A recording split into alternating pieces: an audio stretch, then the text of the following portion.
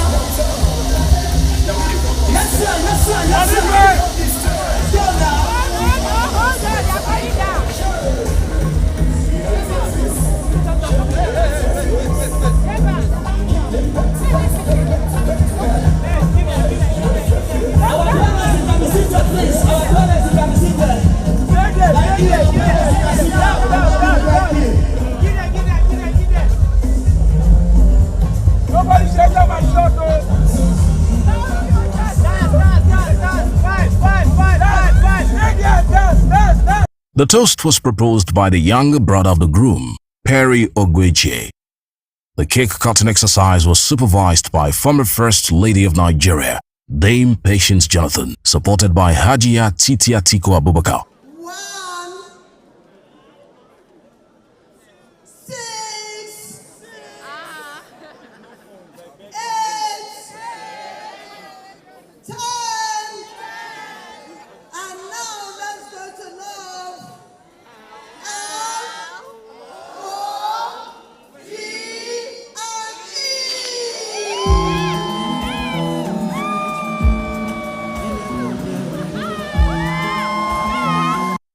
The chairman of the occasion, former President Goodluck Jonathan, admonished the couple to always share their challenges and successes together and put God first in all things. So we congratulate Nat and us, congratulate two of you today that you brought all of us to celebrate your coming together as husband and wife. And you are surely blessed by God, because even the names given to you by your parents are well selected. Nathaniel from the Bible means given by God, if I'm not mistaken. And as it means the Lord, the Almighty is leading. So they selected good names for you because they wish you well. Of course, when you go through the Bible, when a child is born and God wants that child to do a special thing, sometimes tell the parent to change the name because of the mission for that baby. So the mission that your parents want you is success, because you will be driven by God. Highlights of the ceremony were the mother-son dance, the father-daughter dance, and then the romantic couple dance, which was a beautiful sight to behold.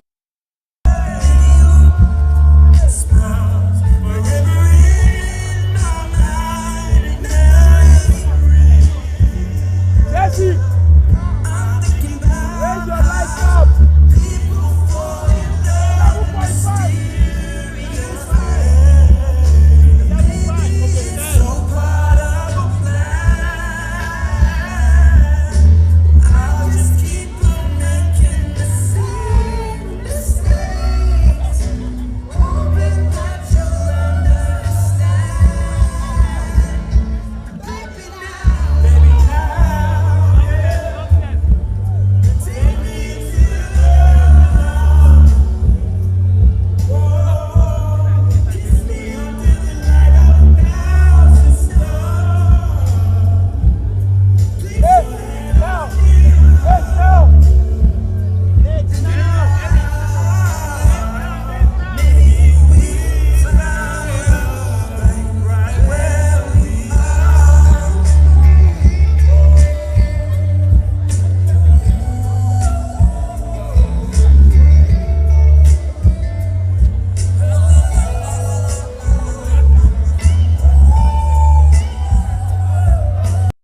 celebration all the way as the couple, their family members, friends and well-wishers wined and dined till the very end.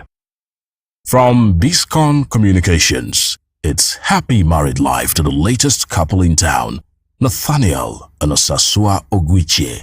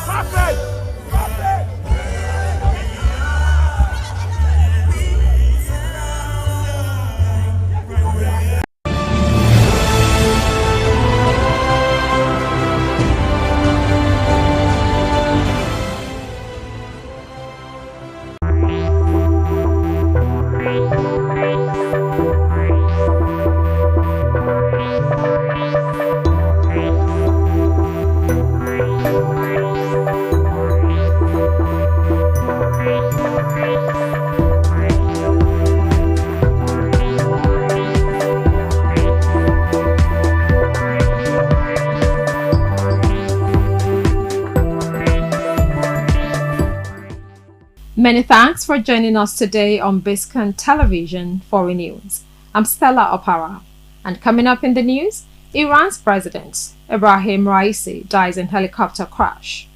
New Taiwan President Lai Ching-te calls for peace, urges China to end military threats.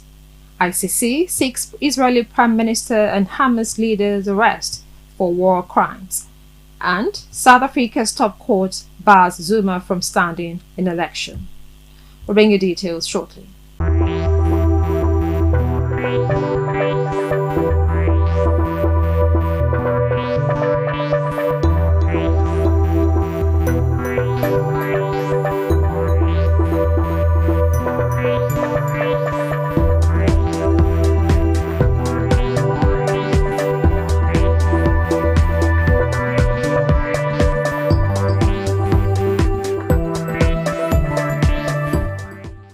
Welcome back.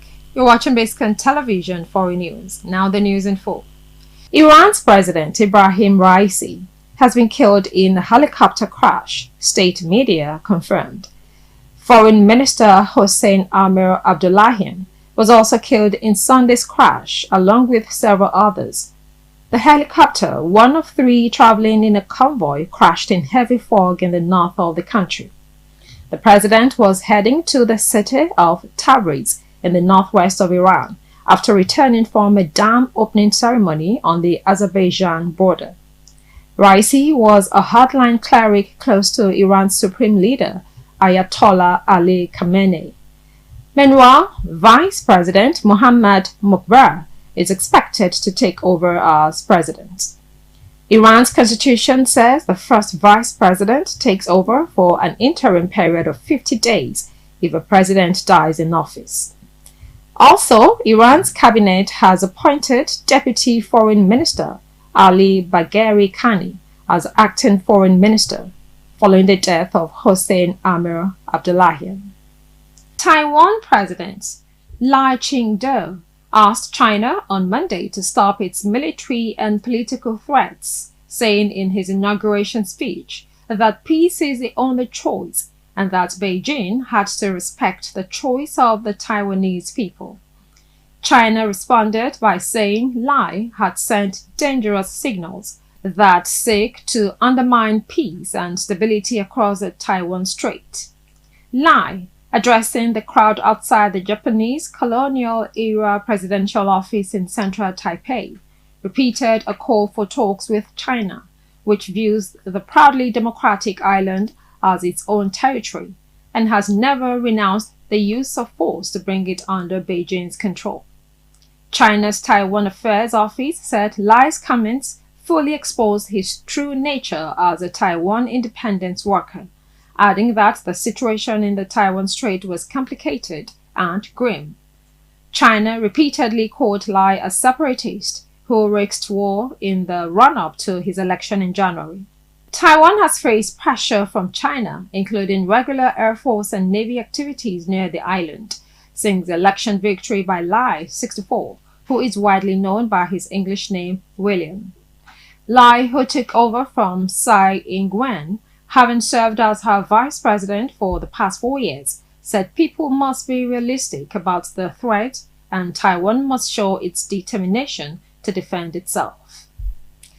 ICC seeks Israeli Prime Minister and Hamas leader's arrest for war crimes. The International Criminal Court is seeking arrest warrants for Hamas leader in Gaza, Yahya Sinwar, and Israeli Prime Minister Benjamin Netanyahu on charges of war crimes and crimes against humanity over the October 7 attacks on Israel and the subsequent war in Gaza, reports showed. The court's chief prosecutor, Karim Khan, told newsmen in an exclusive interview on Monday. Khan said the ICC is also seeking warrants for Israel's defense minister, Yoav Gallant, as well as 2 other top Hamas leaders, Mohammed Diab Ibrahim al-Masri, the leader of the Al-Qassam Brigade, who is better known as Mohammed Deif, and Ismail Haniyeh, Hamas' political leader. The warrants against the Israeli politicians mark the first time the ICC has targeted the top leader of a close ally of the United States. The decision puts Netanyahu in the company of Russian President Vladimir Putin, for whom the ICC issued an arrest warrant over Moscow's war on Ukraine, and the Libyan strongman Muammar Gaddafi, who was facing an arrest warrant from the ICC for alleged crimes against humanity at the time of his capture and killing in October 2011. By applying for arrest warrants against Israeli and Hamas leaders in the same action, Khan's office risks attracting criticism that it places a terror organization and an elected government on an equivalent footing. A panel of ICC judges will now consider Khan's application for the arrest warrants. Khan said the charges against Sinwar, Haniyeh, and al-Masri include extermination, murder, taking of hostages, rape, and sexual assault in detention. We'll take a short break now. When we come back, we'll bring you the rest of the news. Stay tuned.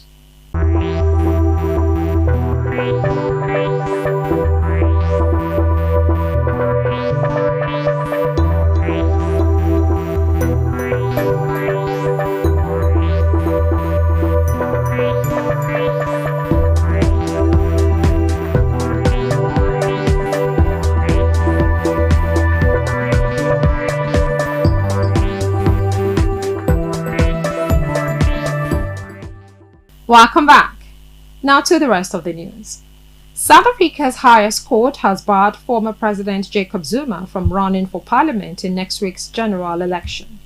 The Constitutional Court ruled that his 15-month prison sentence for contempt of court disqualified him. Mr. Zuma was convicted in 2021 for refusing to testify at an inquiry investigating corruption during his presidency, which ended in 2018.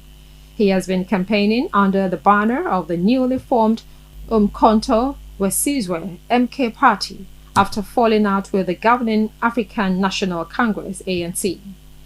MK Secretary General Sile Ngubane said the party was disappointed with the ruling, but it would not affect the party's campaign for the 29 May election. South Africans vote for political parties, with the candidates at the top of their list getting parliamentary seats, depending on the number of votes the party gets. The Electoral Commission said Mr. Zuma's name would now be removed from MK's list of parliamentary candidates, while confirming that his image would remain on ballot papers alongside his party's logo. MK members sang and danced outside the court, portraying Mr. Zuma as a victim, while those inside, some dressed in traditional Zulu regalia, sat silently as Justice Leona Theron read out the unanimous judgment. Mr. Zuma has not yet commented on the ruling as at the time of this report. Now, President Vladimir Putin has appointed former Deputy Economy Minister Oleg Savelyev as a Deputy Defense Minister, according to a published decree. in a further sign of his intention to improve the efficiency of Russia's war economy. Putin sprang a surprise last week by removing Defense Minister Sergei Shoigu and replacing him with Andrei Belousov, an economist and former Deputy Prime Minister. The move was widely seen as aimed at getting more value from defense spending and cleaning up the Defense Ministry, which has been hit by a major bribery scandal. Savayev worked in the Economy Ministry from 2008 to 2014 and briefly served as a deputy to Belousov, who headed the ministry at the time. After Russia's annexation of Crimea, Savayev served as Minister for Crimean Affairs in 2014 to 2015. For the past 5 years, he has been an auditor for the Russian Accounts Chamber, overseeing state defense and security spending. Now, Donald Trump's former lawyer, Michael Cohen, giving his final day of testimony in the ex-president's criminal hush money trial in New York, admitted to the court that he requested a $50,000 reimbursement for a $20,000 payment to a tech company in 2016. Cohen faced a barrage of questions from Trump's lawyer, who accuses him of stealing from the Trump Organization. He has already testified that Trump approved a plan to reimburse him for $130,000 that was paid to Stormy Daniels as hush money ahead of the 2016 election. Trump, however, denies falsifying business records to cover up the payments to Daniels, a former porn star who claims the pair had sex. The jury's decision in this case will have both political and personal implications for Donald Trump, given that he is also the presumptive Republican presidential nominee. In exit polls of Republican primary voters earlier this year, substantial numbers indicated that they would not support Trump if he were convicted of a felony. If the jury finds Trump innocent, it would instantly become a cause for celebration and promotes his campaign. With Trump's other criminal trials indefinitely postponed, the former president would seem to have a clear path, at least legally, to Election Day. And that's it on Biscon Television Foreign News. I'm Stella Opara. Thank you for watching.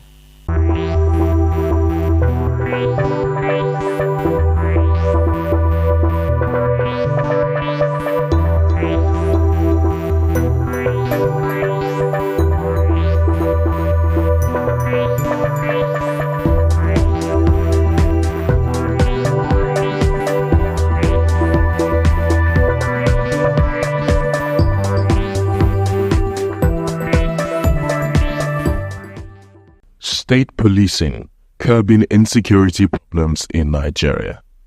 Nigeria, the giant of Africa, is faced with a lot of problems ranging from insecurity, unemployment, poverty, amongst others.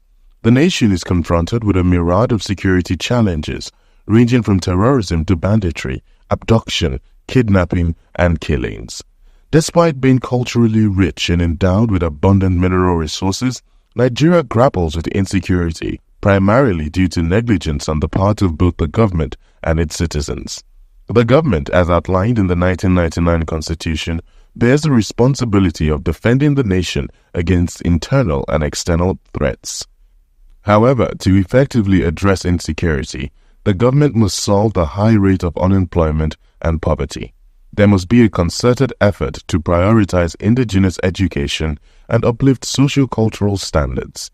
Nigeria has 36 states, 774 local government areas, over 250 ethnic groups, and a diverse terrain in its 923,768 square kilometers, the 32nd largest area in the world, with a population of about 226 million people.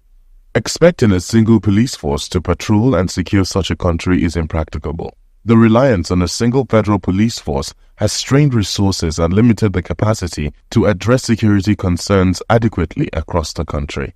The evidence of this has been written in innocent blood being spilled daily, property ransacked, entire communities despoiled, and terrorism, banditry, kidnapping, armed robbery, organized crime, drug and human trafficking, and cultism across the country.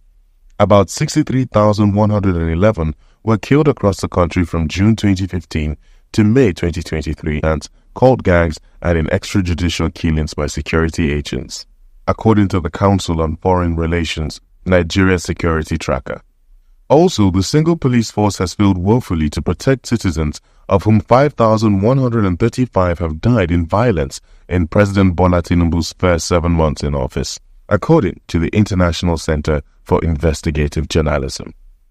With 371,000 officers, the Nigerian police force is overwhelmed and many parts of the country lacks any permanent police presence. Insurgents of different stripes taking advantage of this have seized control of some hinterland territories, imposing brutal, bloody rule over the locals. The United States provides an example of highly devolved policing, with almost 18,000 federal, state, city, county, and campus agencies. 7 of Canada's 10 provinces contracted their policing to the Federal Royal Canadian Mounted Police. The other 3, Ontario, Quebec, and Newfoundland and Labrador, have their own police forces, while many municipalities also have their own police agencies. Nigeria should also follow suit. All that matters is that policing must primarily be local, with responsibilities assigned by law to each level of policing. The oldest and fundamental justification for government, federal, state, and local, is the protection of lives and property.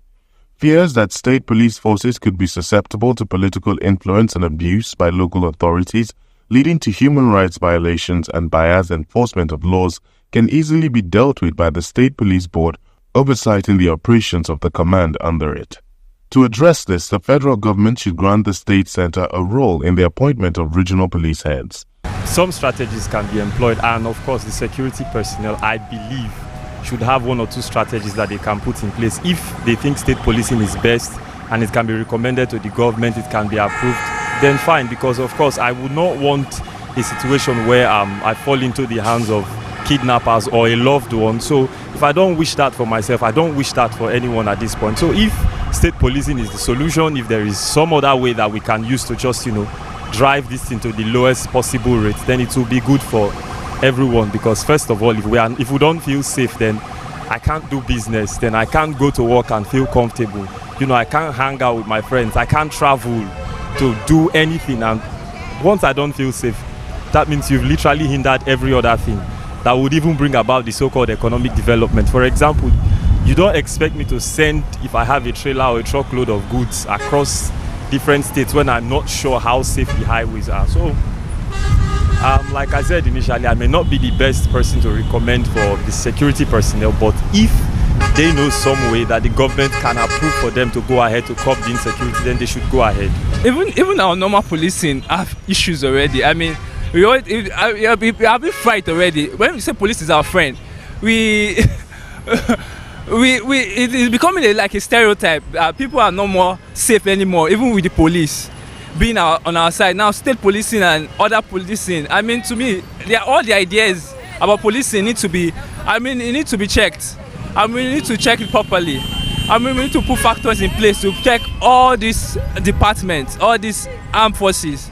That's what I think too, though. In conclusion, among other benefits, allowing the state government to organize, maintain, and control the state police force will increase the response times to emergencies and incidents, leading to a better protection of the life of its citizens.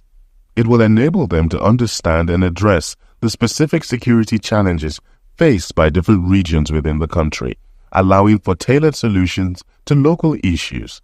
It can also lead to closer relationships between law enforcement and the communities they serve, thereby enhancing public trust and accountability.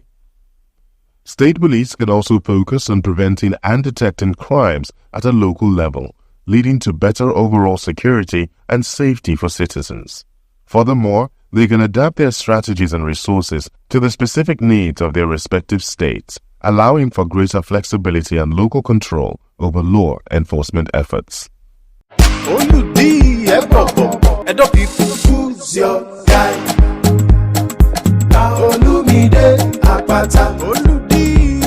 See us we dey like beans and rice. People, I will never leave your side. I will never ever. I dedicate my time forever. Time to you, my people.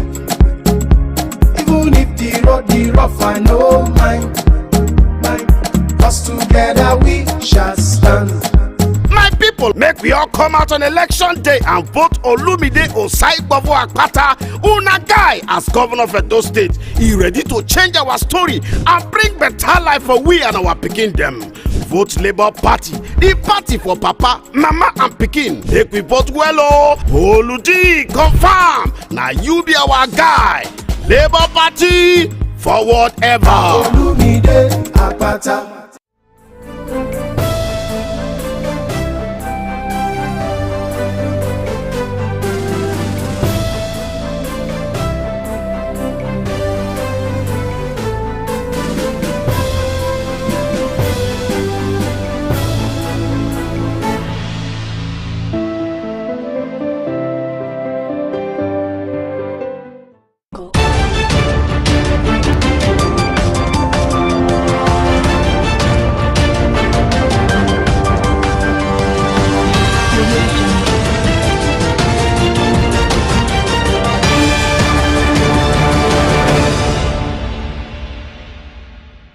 You're on to the news hour on Biscon Television. I'm Stella Opara.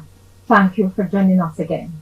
First, the headlines. On the national scene, again, Labour Union rejects new minimum wage as federal government proposes 54,000 naira.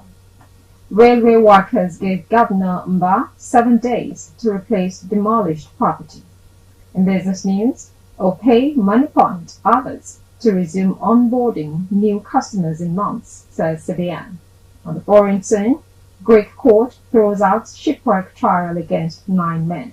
And in the world of sports, Ikoyi Club hosts international community in golf showdown. Now the news in full. Following the walkout by the organized labor comprising of the Nigeria Labour Congress and the Trade Union Congress during the last meeting with the tripartite committee on minimum wage after the proposed 48,000 naira as minimum wage by the federal government. The federal government has now increased the labor demand to 54,000 naira. However, the organized labor has again rejected the 54,000 naira proposed by the federal government as new minimum wage. The national president of the Nigeria Labour Congress, Joe Ajero, insisted on 615,000 naira minimum wage, arguing that the amount was arrived at after an analysis of the current economic situation and the needs of an average Nigerian family of 6. Meanwhile, the NLC president, Ajero, noted that the unions remained committed to fighting for the rights and interests of Nigerian workers. Now, the Academic Staff Union of Universities, ASU, had said it would declare a nationwide strike anytime soon, following the federal government's refusal to meet its demands, despite consistent appeals. Addressing journalists during a news conference at the University of Lagos, UNILAG, the coordinator of the Lagos zone of the union, Professor Adelaja Odukoya, says the union was fast losing patience over the government's insensitivity to the plight of its members and that of the public universities. Addressing newsmen at the forum, the coordinator of the zone, Professor Adelaja Odukoya, said the only saving grace that could stop them from embarking on the proposed industrial action is only for the federal government to do the needful fast. He spoke against the backdrop of the union's National Executive Council meeting held at the Obafemi Awolowo University, Ile-Ife, between Saturday 11 and Sunday 12 May 2024. Odukoya noted that most of the issues mentioned had been lingering and unaddressed by the government for many years. Now, the workers of the Nigerian Railway Corporation has issued a 7-day ultimatum to the governor of Enugu State, Peter Mba, to negotiate on how to replace all the property illegally demolished or be dragged to court.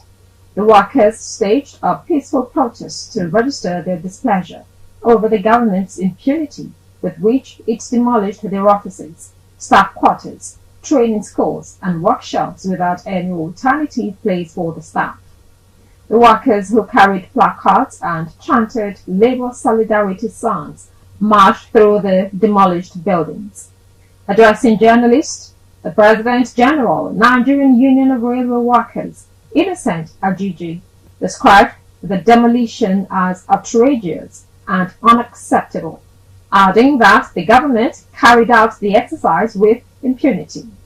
Ajiji said that the government didn't negotiate with the railroad management or the workers' unions. In another development, a River State High Court sitting in Port Harcourt, the state capital, has nullified tenure extension for the chairman of the 23 local government areas in the state.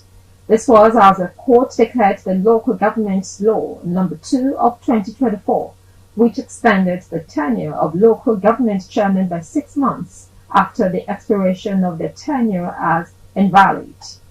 The court held that the law is inconsistent with the 1999 Constitution and Section 9, Subsection 1 of River State Law No. 5 of 2018, which fixed 3 years for local government chairmen and councillors. Justice D.G. Kyo, in his judgment, says the recent extension of local government chairmen's tenure was invalid in a case instituted by Enyada Kukigam and 6 ORS versus the Governor of River State and ORS. The court affirmed that the lawful tenure for local government chairmen and councillors remained 3 years as stipulated by the 2018 law, saying any attempt to extend the tenure is unlawful and violates the official's oath of office. Now, the organized labor has reiterated its May 31st ultimatum for the federal government to finalize the new national minimum wage fixing process for workers. The position was contained in a communique issued at the end of a joint emergency National Executive Council meeting of the Nigeria Labour Congress and the Trade Union Congress on Tuesday in Abuja. In the communique jointly signed by Mr. Joe Ajero, NLC President, and Mr. Festus Osifo, President of TUC, the organized labor said its National Executive Council had thoroughly deliberated on the issue and considered the current realities as they affect Nigerian workers and masses. Biscon TV was, however, on the streets to hear the view of the masses on whether NLC should go ahead with the protest after the May 31st ultimatum. Actually, from my own perspective, protest is about the very last line when it comes to engagement, rules of engagement. Before you talk of protest, you would have engaged, dialogue, and series of dialogue. Actually, 48,000 is very low with the rate of inflation, the way things are going in the country. It's actually very low. The government can do better than that, or if probably there are other things they can introduce to maybe bring down the rate of inflation, so that whatever that is being earned now can at least at least an average person should be able to go out and afford things like foodstuffs and some other things that are basic necessities. Really not in support of them going into protest now. And I think they should still dialogue with the government, and let's see what will come out of it. And then the government on their own too should understand that the masses are going through a lot of. So my point of view is they should go on the protests, because if you look at the way things are going now, even the federal government, they don't even obey, let me say, the law they make them for themselves, by themselves, sorry to say. So NSC should go on protest and also go on strike if the federal government don't comply with them. But my point, another point of view is that in fact, it's just like the NLC is no longer the NLC of before. Because during that Damoshomole, they don't take this kind of, let me not call it rubbish anyway. So it's like NLC himself, they have been compromised. They don't start by their word. Overnight, they will change their plan. Or whatever they say today, tomorrow they will change to nothing. So, in fact, NSC is no longer a trusted body. Let me use that word. Actually, when you talk about 48,000 naira, it is not even sufficient to take home these days. You can't even buy a bag of rice with 48,000 naira. And in, even NLC requesting for 615,000 naira, that one is not reasonable enough. 615,000 naira for each staff. So I only advise that the two of them should come to a middle ground. The NLC should shift, and the FG as well should also shift, and just arrive at the middle ground, go to a round table talk, and see where they can shift ground this side, and arrive at the middle ground. That's the only thing I can say for now. But 48,000 naira, 650,000, the two of them is not reasonable. Concerning maybe they should continue with, maybe they should proceed in their protest. I think the only language that Nigerian government understands is protest. But the truth of the matter now, the situation of the economy is more to be paramount to us, more than the money that they are crying for. Even though you get the money, but what you are going to use the money for is not valuable again in this country. And those are people that are not even doing government work. What of these people that are even, they are working with private sector? What is going to be their fate? Who is going to determine their fate? So I think they should put all these things into consideration before fighting for what they want to do. That's my opinion. You're watching Biscon Television News. Up next is Business News. Stay tuned.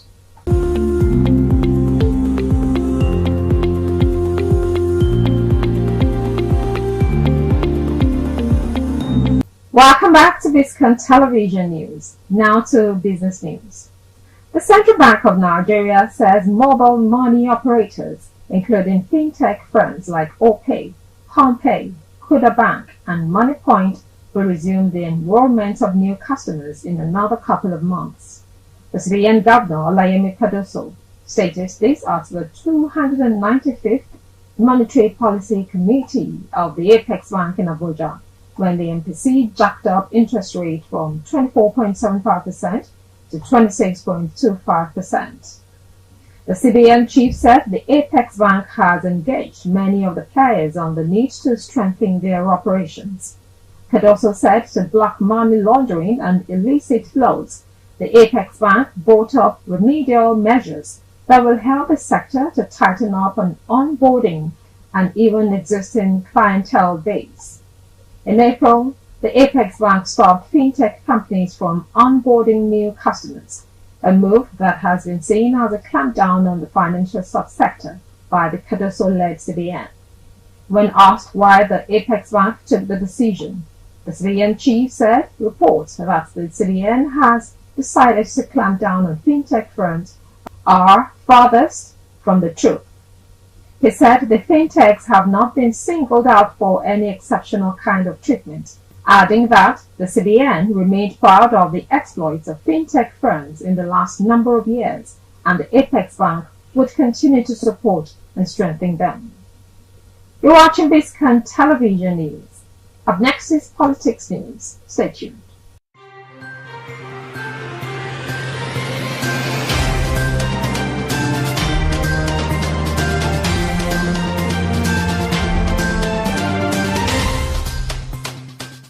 This is Biscon Politics. Now, demonstrators originating from the 6 area councils have besieged the National Secretariat of the Labour Party in Abuja.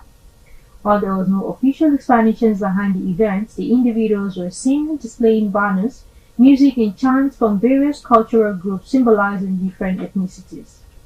The inscription on the banners indicates that the demonstration is in solidarity with the party's national chairman, Comrade Julius Abure.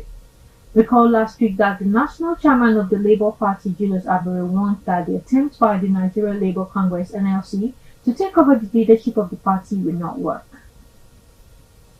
Moving on, the national chairman of the All Progressives Congress (APC), Dr. Abdullahi Ganduje, has said that the National Working Committee of the party is working to get new state governors come 2027. Ganduje made this known in Abuja at the policy roundtable titled the Asiwaju Scorecard Series, organized by the APC Professionals Forum. He said the leadership of the APC was gradually restructuring the party into a truly grassroots progressive party. The chairman said the NWC has directed the state chapters of the party to liaise with their respective governors and other stakeholders to ensure that they have full-fledged functional offices in every political ward and state to enable members across the country to have symbolic representation in their neighborhood. Now to Oyo State. The Oyo State House of Assembly has approved the request of Governor Seyi Makinde to assess 10 billion naira loan facility to provide counterpart funding for the World Bank assisted project Quebec Suburb Merchant Grant. The approval was sequel to a letter of request sent to the Oyo State House of Assembly by Governor Seyi Makinde. The letter read by the Speaker, Honorable Adebo Ogundoyin, today indicated that the state's counterpart funding was required to facilitate the release of donor funds to Oyo State. According to the letter, World Bank assisted projects are meant to complement the drive by the Oyo State government to improve the welfare of the citizens of the state. The facility, which is to be secured from Fidelity Bank, is repayable for a period of 30 months. They therefore appeal to Governor Seyi Makinde to continue to give priority to projects and programs that will enhance the living standards of the people. That's all of this for politics.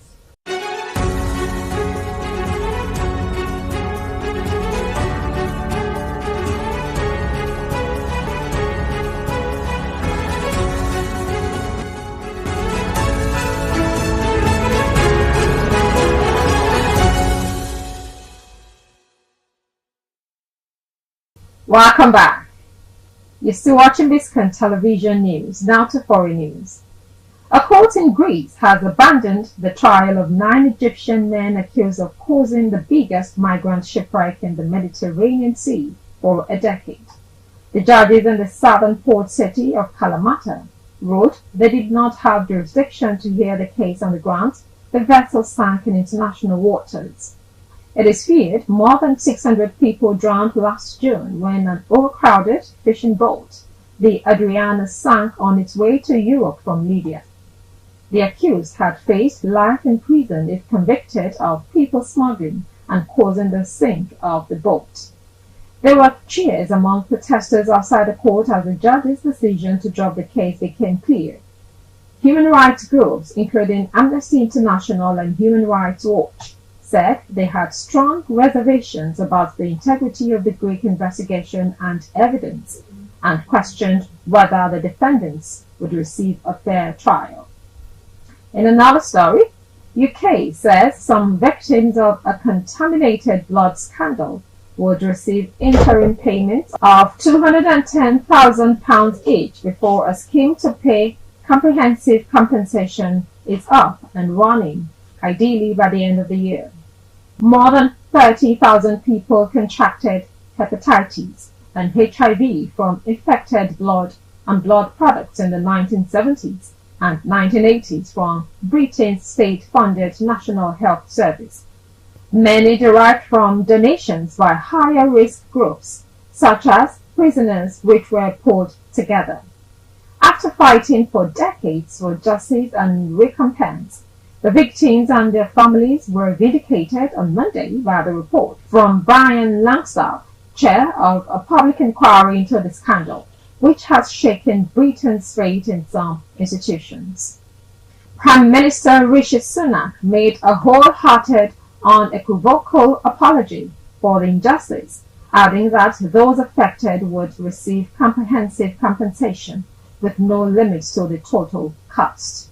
Minister John Byrne says a new arm's length body would administer the compensation under interim chair Robert Francis, a senior lawyer. You're still watching Biscon Television News. Up next is Sports News. Stay tuned.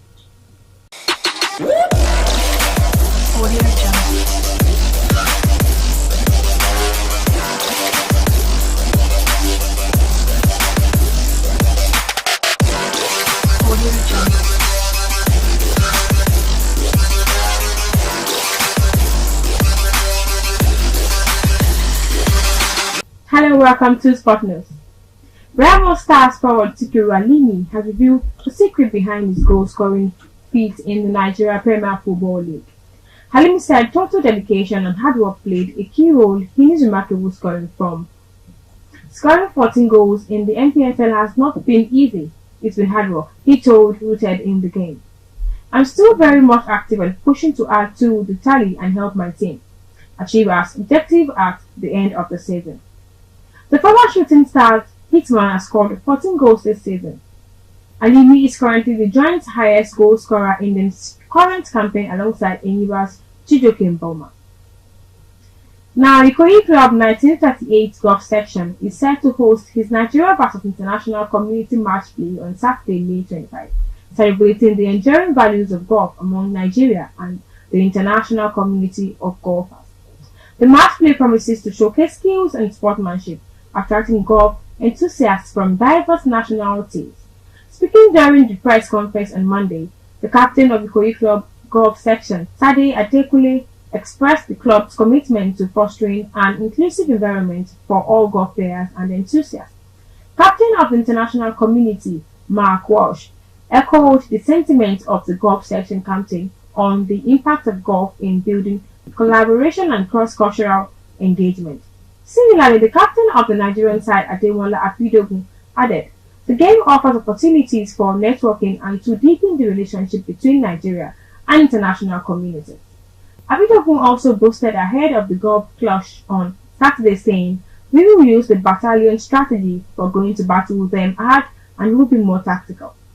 Ikoyi Club Golf Section has remained a preferred choice for golfers in Nigeria because of its renowned picturesque greenery, state-of-the-art facilities, and vibrant community of golf enthusiasts, with a rich history spanning over 8 decades. The club is committed to promoting the sport of golf while upholding the values of integrity, sportsmanship, and camaraderie. And that's it for Biscon TV Sport News.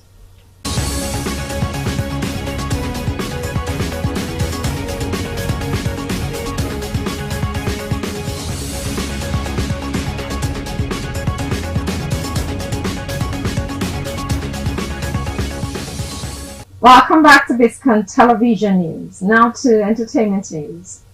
Senate President Godswill Akpabio warmly welcomed Grammy-nominated singer Davido during a courtesy visit in Abuja Monday, May 20. Akpabio expressed his delight and commended Davido for making the country proud, while also advising the singer to resist any temptations to enter politics. Davido was accompanied by 2 of his cousins, Tunji Adeleke, son of his late uncle, Senator Isiaka Adeleke, and Folashade Adeleke, daughter of Osun State Governor, Senator Ademola Adeleke, among others. The Senate President, charging his guests, said everything would be done to support the entertainment industry, while also admonishing them to maintain high ethics and resist peer influence that could derail them. On his part, Davido informed the Senate President of his foundation and how it has been of great assistance to orphanages. He stated that his annual expenditure on orphanages covers various necessities, including food, clothing, education, and medical care, ensuring that the children receive holistic support, adding that he spends 400 million naira on orphanages yearly. Senate President Akpabio showered encomiums on Davido for his dedication and urged other celebrities and wealthy individuals to follow his example. Now, Elvis Presley's granddaughter, actress Riley Keough, is attempting to halt the proposed sale of Graceland, a late singer's home in Memphis, Tennessee. Keough inherited the mansion and much of Presley's estate after her mother, Lisa Marie Presley, died last year. However, Graceland is now at the center of a dispute with a company that says the compound was used as a collateral in a $3.8 million loan that was taken out by Lisa Marie but never paid back. Keough alleges that the paperwork on the loan is fraudulent and that her mother's signature was forged. The 34-year-old actress has, however, filed a legal action to stop a planned auction from taking place on Thursday. You're watching Biscon Television News. The news continues shortly.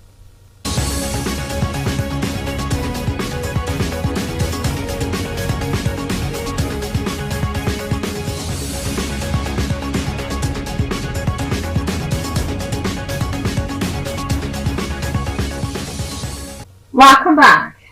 You're watching Biscon Television News. Now to the major points of the news. On the national scene, again, Labour Union rejects new minimum wage as federal government proposes 54,000 naira. Railway workers give Governor Mbah 7 days to replace demolished property. In business news, Opay, Moneypoint, others to resume onboarding new customers in months, says CBN. On the foreign scene, Greek court throws out shipwreck trial against 9 men. And in the rubber sports, Ikoyi Club hosts international community in golf showdown. And that's the news on Biscon Television, compiled and produced by Tomiloba Abalan. Now the last line. Bertrand Russell said, "The good life is one inspired by love and guided by knowledge." I'm Stella Opera. Thank you for watching.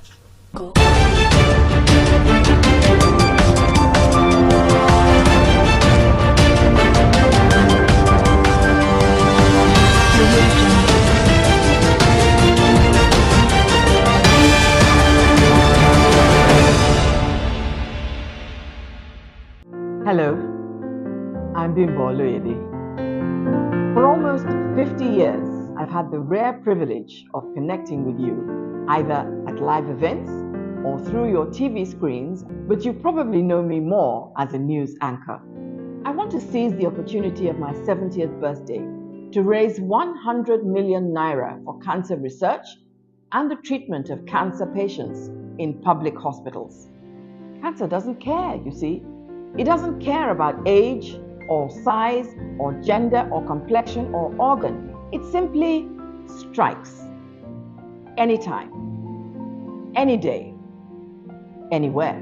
I have lost a daughter, a nephew, a brother, a niece, a cousin, an aunt, and my husband. I don't have to go into any more detail. It's enough to say that cancer claimed all of them.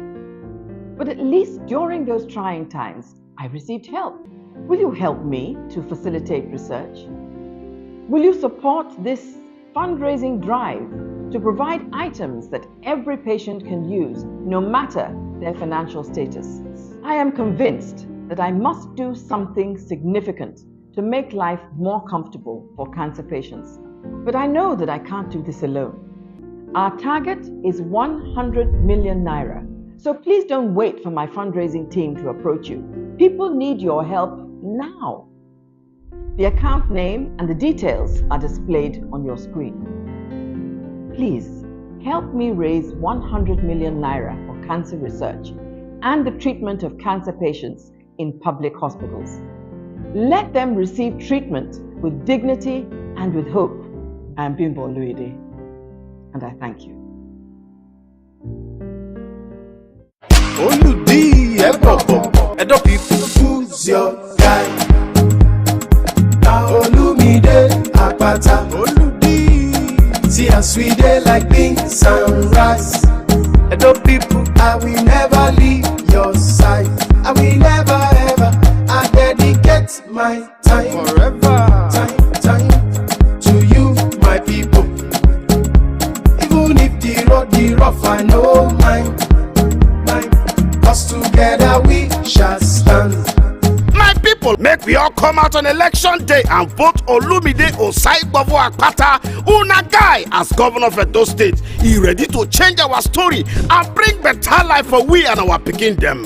Vote Labour Party, the party for Papa, Mama and Pikin. Make we vote well, oh. Oludi, confirm. Now you be our guy. Labour Party, forward ever. Olumide Akpata. You are cordially invited to the 3rd Annual Choir Festival with the theme, Messiah My Father. The Choir Festival will feature the winner of the 2023 edition, New Wine Ensemble, the host choir, Tabernacle Choir, other competing choirs, and several observant choirs. Star prize, 3 million naira. Second prize, 1.5 million naira. Third prize, 1 million naira. 10 observant choirs get 250,000 naira each, totaling 10 million naira, plus other consolation prizes and winners in other categories. Date is Sunday, 16th June 2024. Time 12 noon prompt. Venue Abraham Tabernacle, Oba Irinwale Road, GRA Shagamu, Ogun State. Chief host, His Excellency Otumba Engineer Benga Daniel, FNSC FAENG, the Ashiwaju of Remo Christians. The Choir Festival, improving the art of singing in our churches. As the Biscon Latino Show, BOS, the globally acknowledged leading brand in the cutting-edge, inimitable production of groundbreaking events dating back many decades, prepares to celebrate its Silver Jubilee anniversary. It's time to blow our own trumpet resoundingly, stating the qualities that have continued to endear the BOS brand to all our fans across and beyond Nigeria. In the last 25 years, the Biscon Latino Show, BOS, which is the longest-running general interest magazine program on television in Nigeria, has covered and broadcasted events of social, economic, corporate, political, and entertainment values every week unfailingly. With iconic events dating back many decades captured for posterity, BOS honors those living and immortalizes the dead everlastingly. The Biscon Latino Show, BOS, proudly boasts of being one of the broadcast outfits with the richest library of archives of past events. The Biscon Latino Show's awesome archive of iconic events parade the coverage of convocations of universities, coronations of traditional rulers, inaugurations of state governors in Nigeria, the inaugurations of Nigerian presidents, and President Barack Obama of the United States of America. 2010 World Cup in South Africa, covered by the ubiquitous Biscon Latino Show, BOS. BOS was also at the inauguration of the Alake of Egbaland 16 years ago, Oba of Benin 8 years ago, Oni of Ife, Ulu of Warri, and many more. As for the birthday, anniversary, and weddings of the high and mighty in the society, the BOS archives is replete with very exciting pan and beyond Nigerian super coverages. As for the festivals like Calabar Carnival, Ujude Oba Festival of the Ijebus, Lishabi Festival of the Egbas of Ogun State, and others, the Biscon Latino Show BOS simply is the toast of all. The corporate concerns, the banks, telecommunication companies, and other business concerns have made BOS their prime choice over the years. The newspapers, state governments would rather the almighty Biscon Latino Show give the coverage of their awards our inimitable packaging as exemplified by what we have in the awesome BOS archives. The Biscon Latino Show, BOS, is the preferred choice of state governments in the propagation and publicity of their programs to their different constituents in different states, because the Biscon Latino Show is the #1 program they've all been watching religiously in the last 25 years. In fact, the Biscon Latino Show, BOS, commissioned to provide a comprehensive nationwide campaign program for President Goodluck Jonathan, President Muhammadu Buhari, and President Bola Tinubu, which took the BOS team around the country campaigning for votes for the candidates at the time. The Biscon Latino Show, BOS, was also involved in rigorous campaign for Governor Duoye Diri of Bayelsa State, Senator Hope Uzodinma of Imo State, and Governor Gboyega Oyetola of Osun State. Incidentally, these were all clients of BOS from the two different political parties, APC and PDP. Also, in the very rich archives of BOS, with events that span over 25 years, is the one where BOS paid an everlasting honor to immortalize Nigeria's First Lady of all times, Mrs. Stella Obasanjo, who died 19 years ago. The Biscon Latino Show, BOS, the first and the best, still remains on the very top of our game.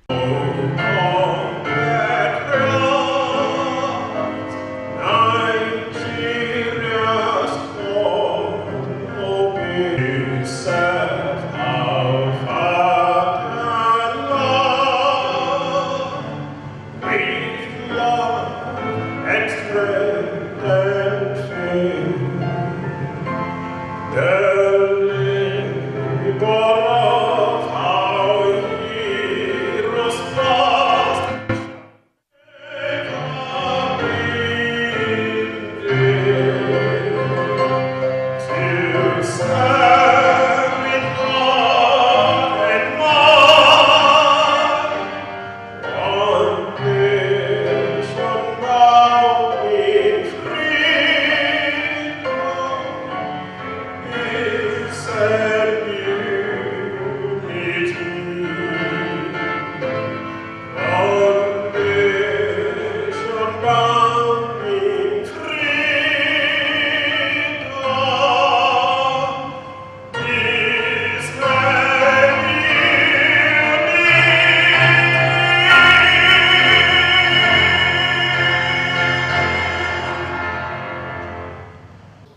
that you grant us the grace of your Holy Spirit.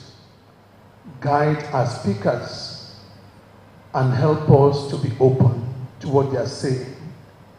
May we not just be hearers of the good points they be raising, but may we also be doers of what we are expected to do. We pray in a special way for our rulers, and we ask you to transform them into leaders. We pray, O Lord, that you free them from self, free them from greed, free them from narrow-mindedness.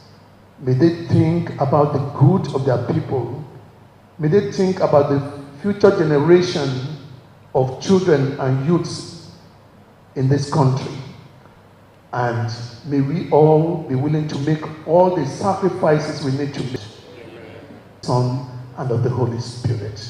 Years since the founder, Professor Pat Utomi,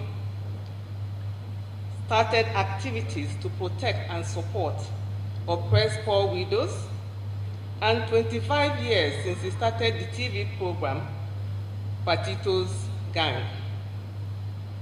It takes grace to come as far down the road as we have come at CVL. But we traveled on the wings of many, so many, that a fair extension of gratitude, one by one, is not practical. But let me select a few of our annual lecture speakers, chairmen, and facilitators of some of our cherished programs as point of contact to those we owe so much. The CVL Kickoff Program was a role model forum, and it is noteworthy that the first speaker was the then Deputy Managing Director of Guinness Nigeria PLC, Ekunife Okoli. The role model forum was designed to get upwardly mobile young executives to share with young people the values that got them to the top. Mr. Okoli told the amazing story of him as a young person in Guinness at a time of scarcity, when to post a man out to the east was to spoil him with offers of inducements from distributors and retailers. While his colleagues lobbied for such positions, he turned it down for a good place in branding so that he could better learn the business. That choice will catapult his career when the season of product scarcity ended. Through the years, speakers at the RMF included Harish Aswani of the Toleram Group, Kevin Balogun of Coca-Cola, Chinenye Mbauzoku, Hamid Joda of Taj Bank, and so many others. The other program designed to both celebrate honorees and learn from them and learn about the sector they were active in is the Leader Without Title, LWT Tribal Colloquium Series. And it was inspired by the Canadian Robin Sharma's famous book, The Leader Who Had No Title. Many are the people whose lives have been impacted in 15 years of LWT at CVL, as we honored more than 100 leaders, from Mr. Akintola Williams, Dikin Gamaliel Onosode, Izoma Philip Asiodu, who is here with us today, Alhaji Ahmed Jordan, Dr. Michael Omolayole, Chief Ato Mbanefu, Mrs. Toyin Olakunrin, Professor Mrs. Elebute, Dr. Christopher Kolade, Engineer Mrs. Maduka, and Chief Emeka Anyoku, who is also here present, amongst others. I'm personally even more proud of the LWT subset on women who broke the glass ceiling. And this included and honored women like Dr. Mrs. Tokumbo Awolowo Dosumu, Ambassador Hadiza Mustafa, and Ambassador Adenike Ukonga. Just as worthy of our gratitude are those who have made the talk fest we are having today top of the public lecture calendar offering in the country. Our past chairmen include heads of state, General Yakubu Gowon, President Olusegun Obasanjo, Chief Joseph Sanusi, former governor of Central Bank, former Governor Babatunde Fashola, and speakers including President Kagame of Rwanda and George Okonwe of Liberia, U.S. Congressman Jerry Weller, Bishop Matthew Hassan Kuka, Vice President Yemi Oshibajo, Professor Ibrahim Gambari. Such other programs, such as the Young Entrepreneurs Training Program, YETP, the Nigerian History Series, and the Youth Bootcamp, are ample selections from what underlies the impact God enabled us to have. We're indeed truly grateful to all these people. In my time of full work as a professor at the College of Medicine, University of Lagos, my goal is to enhance smiles. And I find that the many CVL programs do put smiles on many faces. I feel that as a double-barrel achievement. And so on that note, I once again warmly welcome you all and wish us all a very enlightening and fulfilling day. Thank you very much. Special sense of appropriateness of this moment. Today is a time of Thanksgiving, it's a time for stock taking. But in taking stock, it is important to recognize that there is good and there is bad in this world.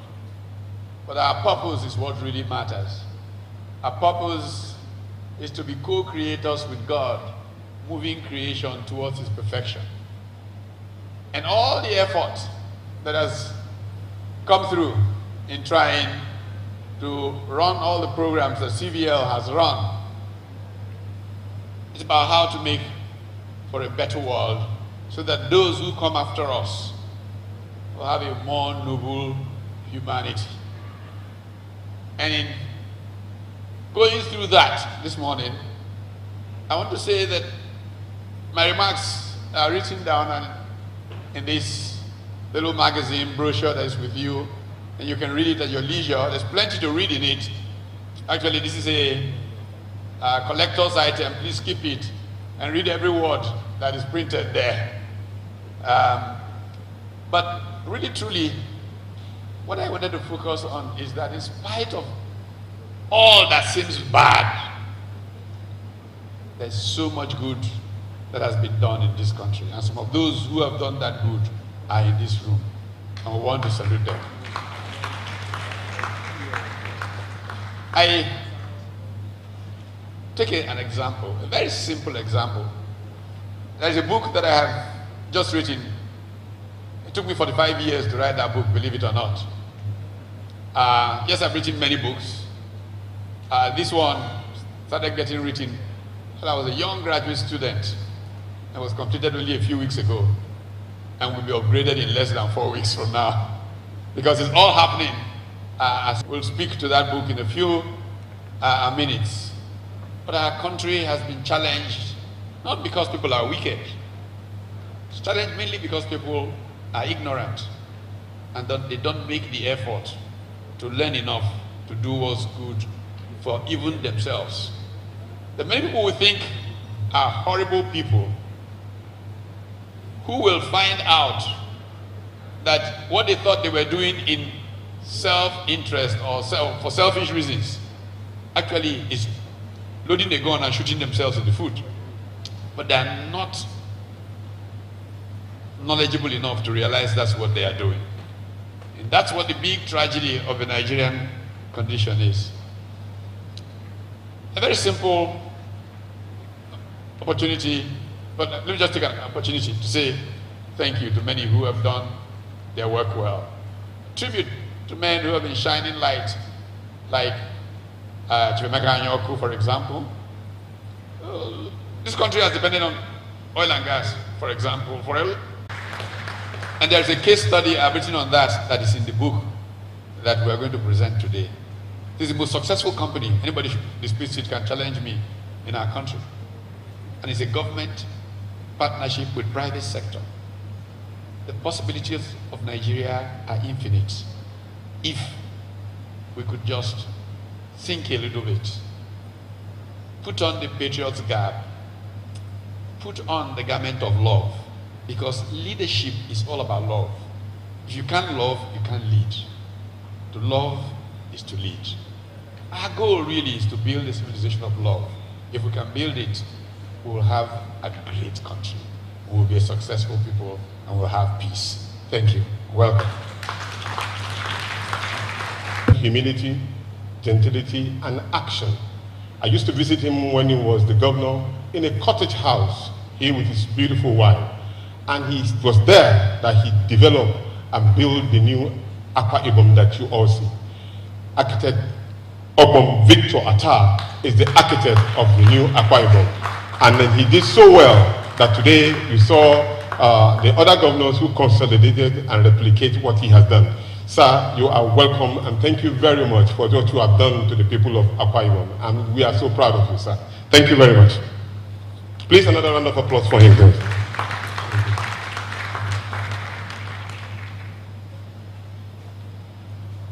Your Excellencies, distinguished ladies and gentlemen, I welcome you. Today we have come to launch a book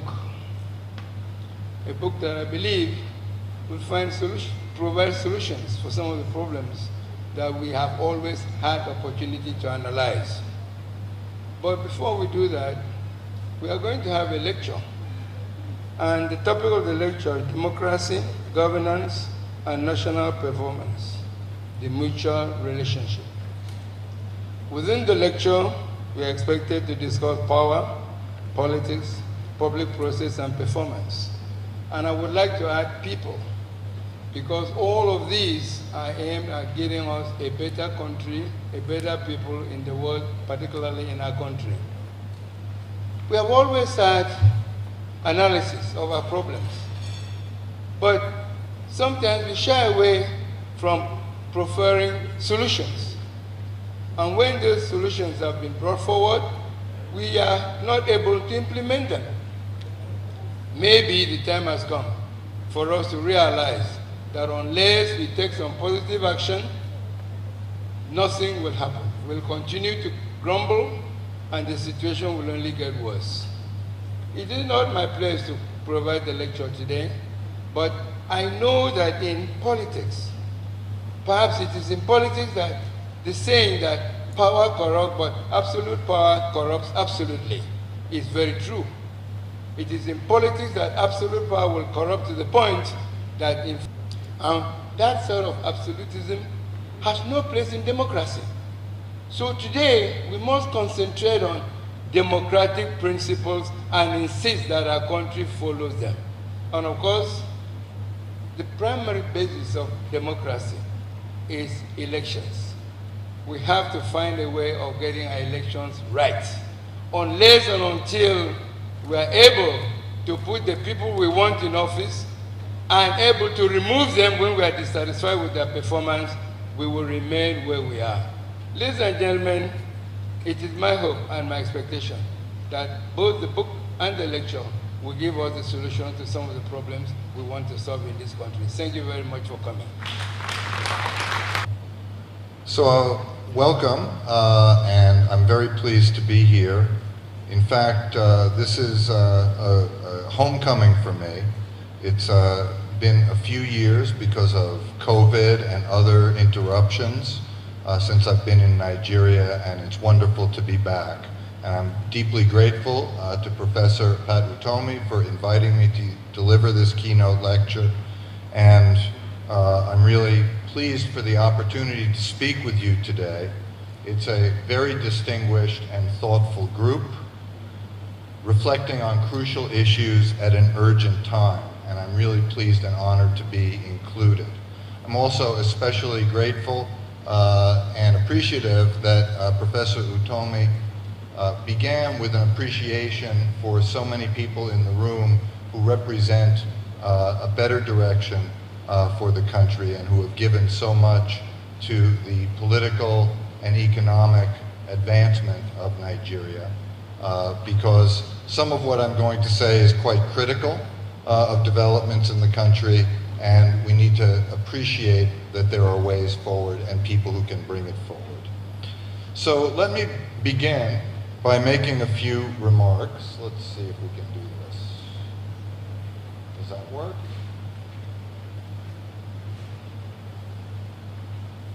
This is now working. Okay, there we go. Let me see if we can begin with a few remarks on questions of democracy, development, and I'm going to raise the issue of violence in Nigeria. These thoughts are prompted by a central puzzle that's increasingly been apparent in recent years.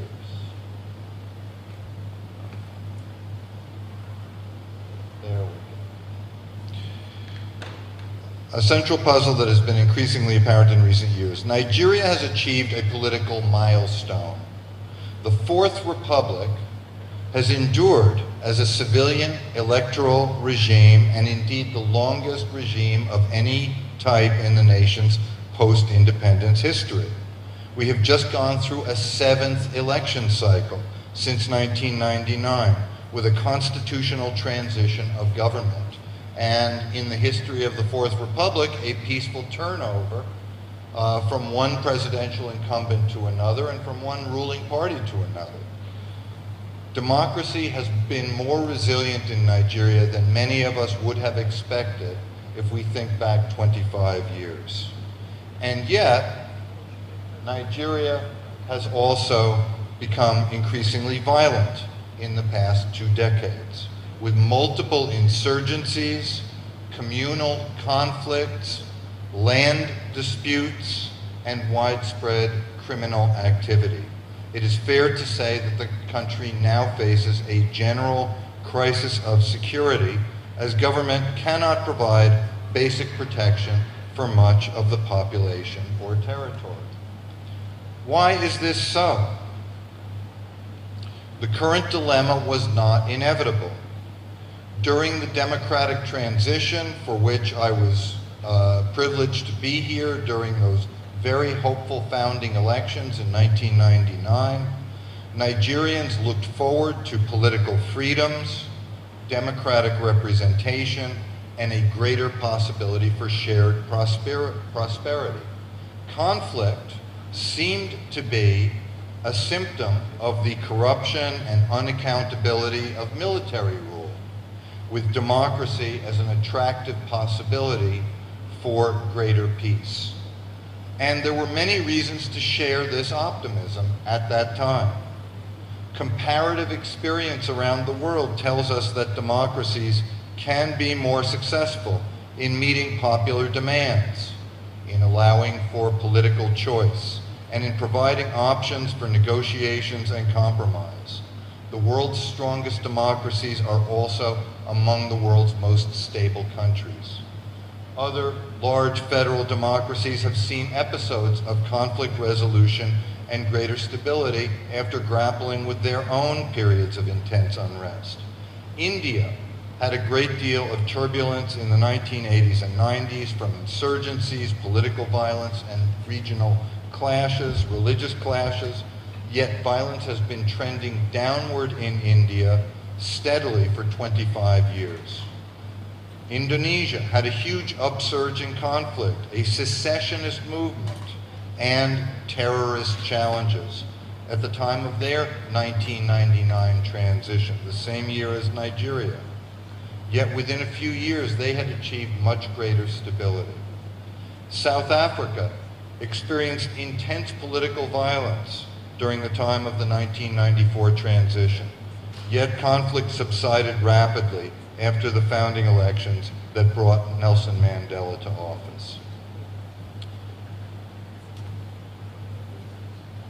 In Nigeria, we have seen instead an escalation and widening of violence across the country. And I'm just going to review what is probably very clear in most people's minds, but we should recall how these things have unfolded. Consider the key episodes of insecurity over the past decades. At the time of the political transition, we had a flurry of local conflicts in Lagos and Kano, Kaduna, Shagamu, Ile-Ife, Modekeke, Kafanchan, and other spots. When governors in the northern states expanded Sharia codes in many of the 12 of the northern states, we saw religious tensions escalate. Then beginning around 2004, we began to see an insurgency in the Niger Delta with the Niger Delta People's Volunteer Force and then the movement for the emancipation of the Niger Delta. This was contained through an offensive and through an amnesty in 2009, but at exactly the same moment, unfortunately, we began to see an upsurge in violence in the north with Boko Haram, and that has been complicated by the emergence of the Islamic State West African province. Then, after 2016, we see an escalation of the herder-farmer conflicts. At about the same time, there is a revival of the new Biafra movement, and there is violence in the eastern states. And now, certainly since 2016, 2017, we see growing criminality and banditry across the country. So it's useful to think again, just remind ourselves how these things have unfolded in different phases and different places. So the question then becomes for us, how do we account for this history? Violence and conflict in Nigeria are not driven by a single group. They're not driven by a single grievance, a core division, or a simple underlying problem such as poverty and resources. There are many different types of instability unfolding around the country. So we need to think that perhaps there is a more general problem of political inclusion, government legitimacy, and economic attainment for large parts of the population. The problem of security in the Fourth Republic is a problem of democratic incorporation and state performance. Oops. There we go.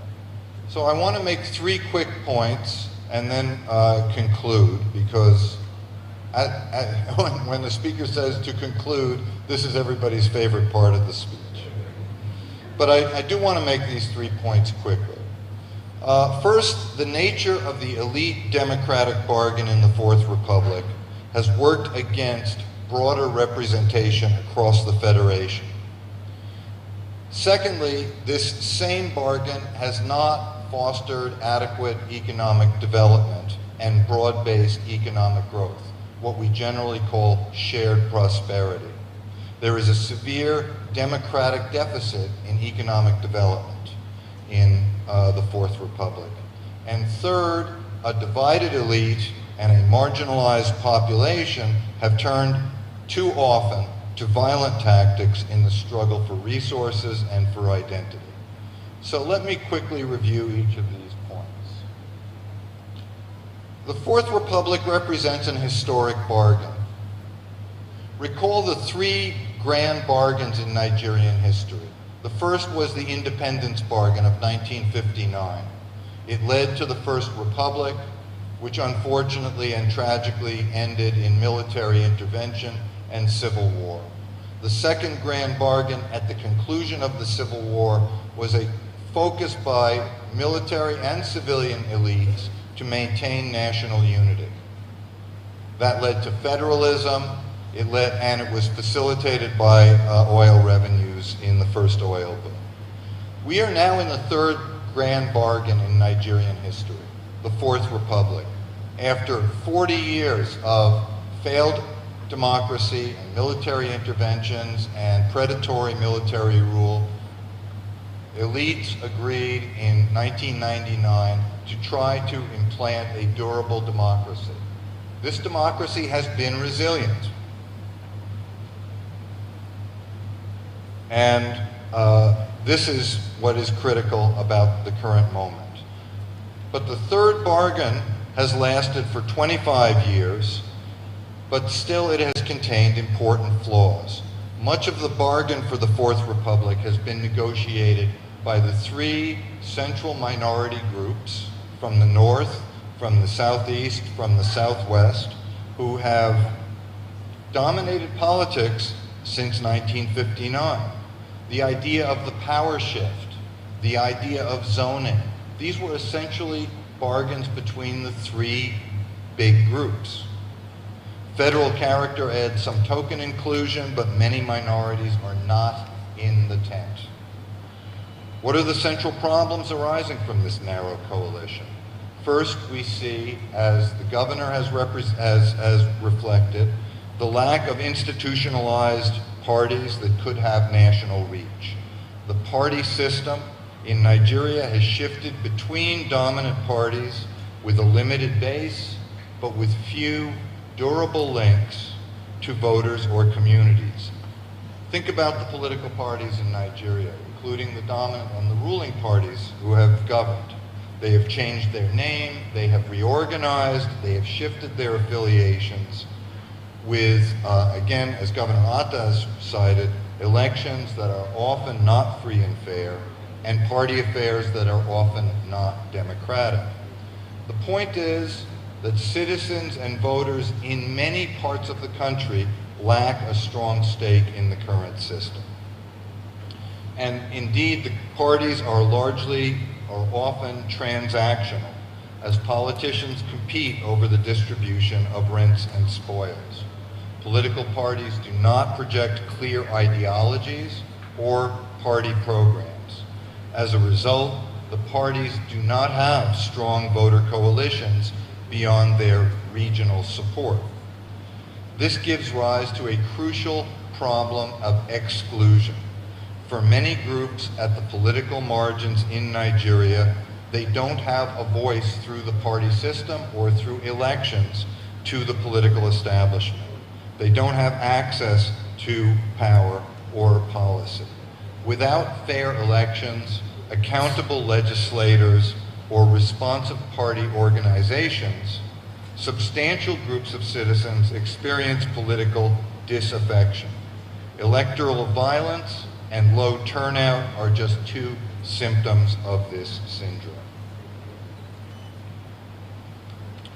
This leads to a second problem.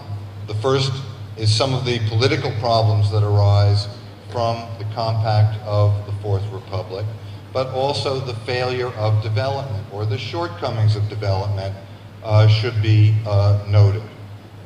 There is in the current political dispensation a type of what I will call an elite cartel that shares government resources and rents, but it works at cross purposes with economic development.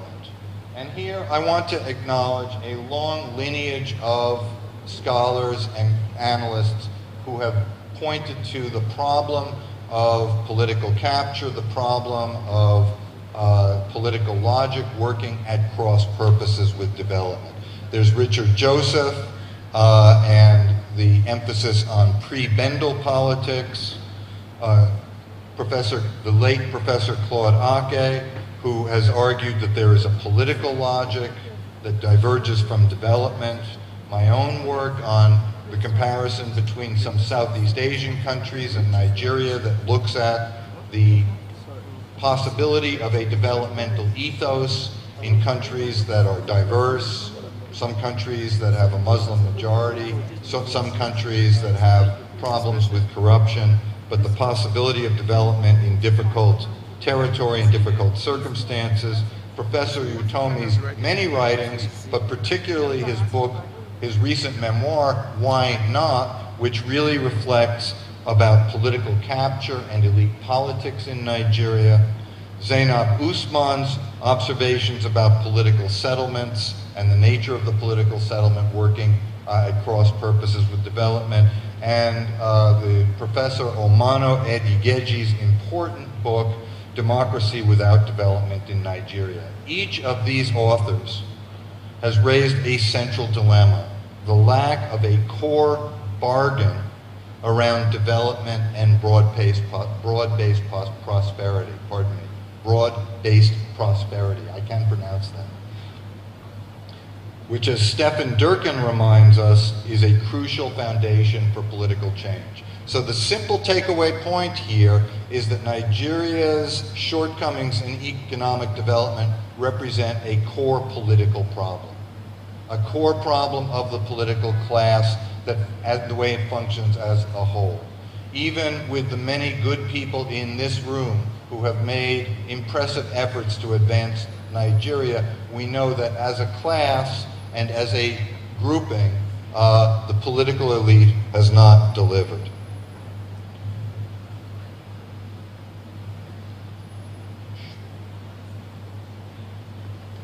Let's recall that the Fourth Republic followed an extremely pernicious era of military rule that led to economic stagnation, global isolation, and yes, that's what I want, and a sharp rise in poverty. Some of those issues improved quickly under civilian rule. There was definitely an inflection point and a significant improvement after the dark years of the Abacha dictatorship and the arrival of a democratic dispensation.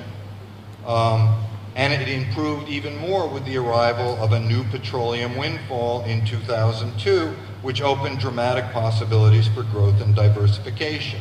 And indeed, for a time, the country did see a reduction in external debt. It did see rapid economic growth, diminishing rates of poverty, expansion of non-oil activities in finance, in telecommunications, information technologies, media, entertainment, and we know that today Nigeria structurally, on paper, is no longer an oil economy in terms of relative output.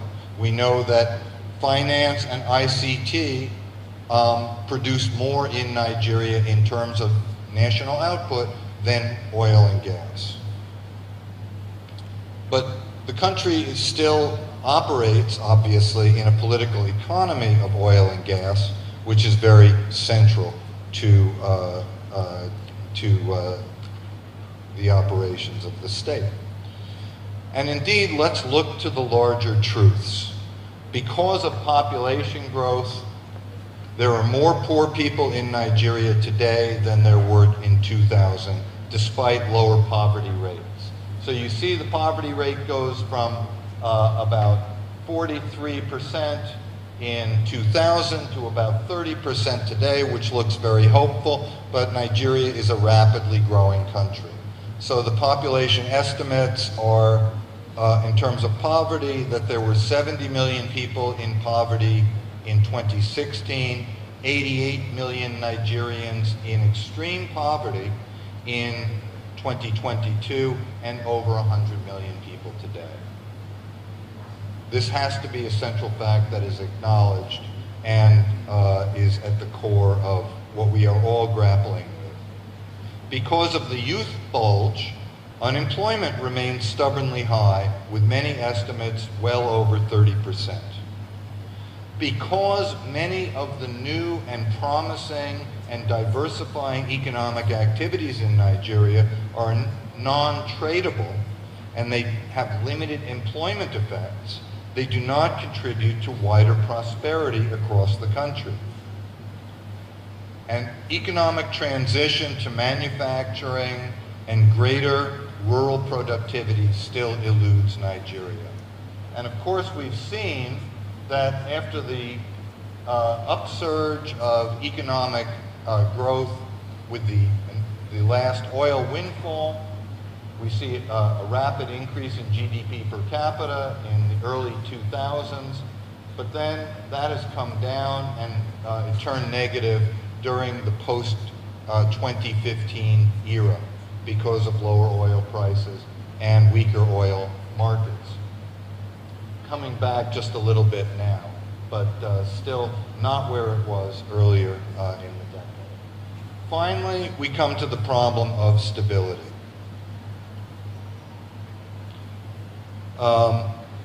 let me just make one more point about the economy, that the economic downturn of the last decade has not only reduced incomes, but that government has been unable to make critical investment in infrastructure. And we know that one of the elements, without going through the full menu of problems that are familiar to many people, one of the elements is the crucial bottleneck, the binding constraint of energy, of electricity. This is the hindrance to Nigeria's forward advancement. And when other countries have unlocked this problem, the economy moves. It is the binding constraint on the Nigerian economy, and all we have seen in the last 25 years is plans, misallocated funds, and low delivery. So this is a crucial problem. So economic marginality, the low gains of economic growth has overlapped with this problem of political exclusion to fuel the sources of violence. And here we see from some World Bank figures an indicator that they used for political stability and absence of violence or terrorism. And all that this should show us is that during the Second Republic, Nigeria has remained in very low percentiles. Now, everybody here has taken a standardized exam to gain entry to school. So we know that a low percentile is not good. You want to be in the upper percentile in any relative scale. And here Nigeria has gone between 9, 7, 2, consistently low, and at the very last section, I just want to give you the contrast with where a couple... My very good friend, I want to thank you for so many years of friendship. But I also want to congratulate you on this wonderful day because 28 years ago, when you turned 40, you gave me an opportunity to receive the baptism as a public intellectual, because we use your 40th birthday to test the waters of public debate, and we've come a long way. But of course, you have been the senior prefect in all of this, and I want to congratulate you. 68 years, not too bad, nice try, but we elders have to do what elders must do, namely to encourage their young ones. I'm sorry I'm unable to be with you physically, but as you know, emotionally I'm with you. But even more importantly, we have prayed and we pray for you for this wonderful day. But we would like to thank God for what you have accomplished and what you've meant and what you still mean to us in our country and Africa at large. We celebrate your wonderful gifts, but also most importantly that we have placed these gifts before Nigerians. And I want to assure you that your contributions have helped to shape this country in more ways than you can understand. Of course, naturally, we remain totally dissatisfied with the quality of progress that we have made, but I want to tell you that for many of us, your writings, your speeches, your energy and your strength have been a source of inspiration, but for those of us who are your seniors and those who are coming behind you. You have assembled a team of a wonderful team that will be having a conversation today. Of course, nobody would have expected anything different, because naturally we know that these are the kind of things you would do, rather than drinking champagne in some ballroom in a 5-star hotel somewhere in Lagos or Abuja. But this is you at your best. Well, I know that if we understand our country, the room will be full of people lamenting about how woefully we have performed. But I like to look ahead, one as a man of faith, but also, quite frankly, to say that in very many ways, our situation may not be as horrible as we wanted to make it look, because there are in many dimensions we have. We're not where we're supposed to be, but we've not done too badly in many respects. And I think what we should be focusing on now are the great things that lie ahead and the possibilities of achieving those things. We have a much more robust environment for politics and debate and conversation. We may be failing in the areas of physical infrastructure and other indices of progress, such as insecurity. But as we can see, and I'm sure that as the speakers, one speaker after the other will testify, there will be those who are men and women of theory, and then of course, happily you brought in 3 illustrious governors who are doing their best, and I believe that their stories will also be pointers to where the country should be going. To them, a lot has been given, and to them we expect that this country will benefit. So I think that looking ahead, the indicators, don't give us a wonderful picture. But like I said, it is possible for this country to turn the corner. We need to renew our energy.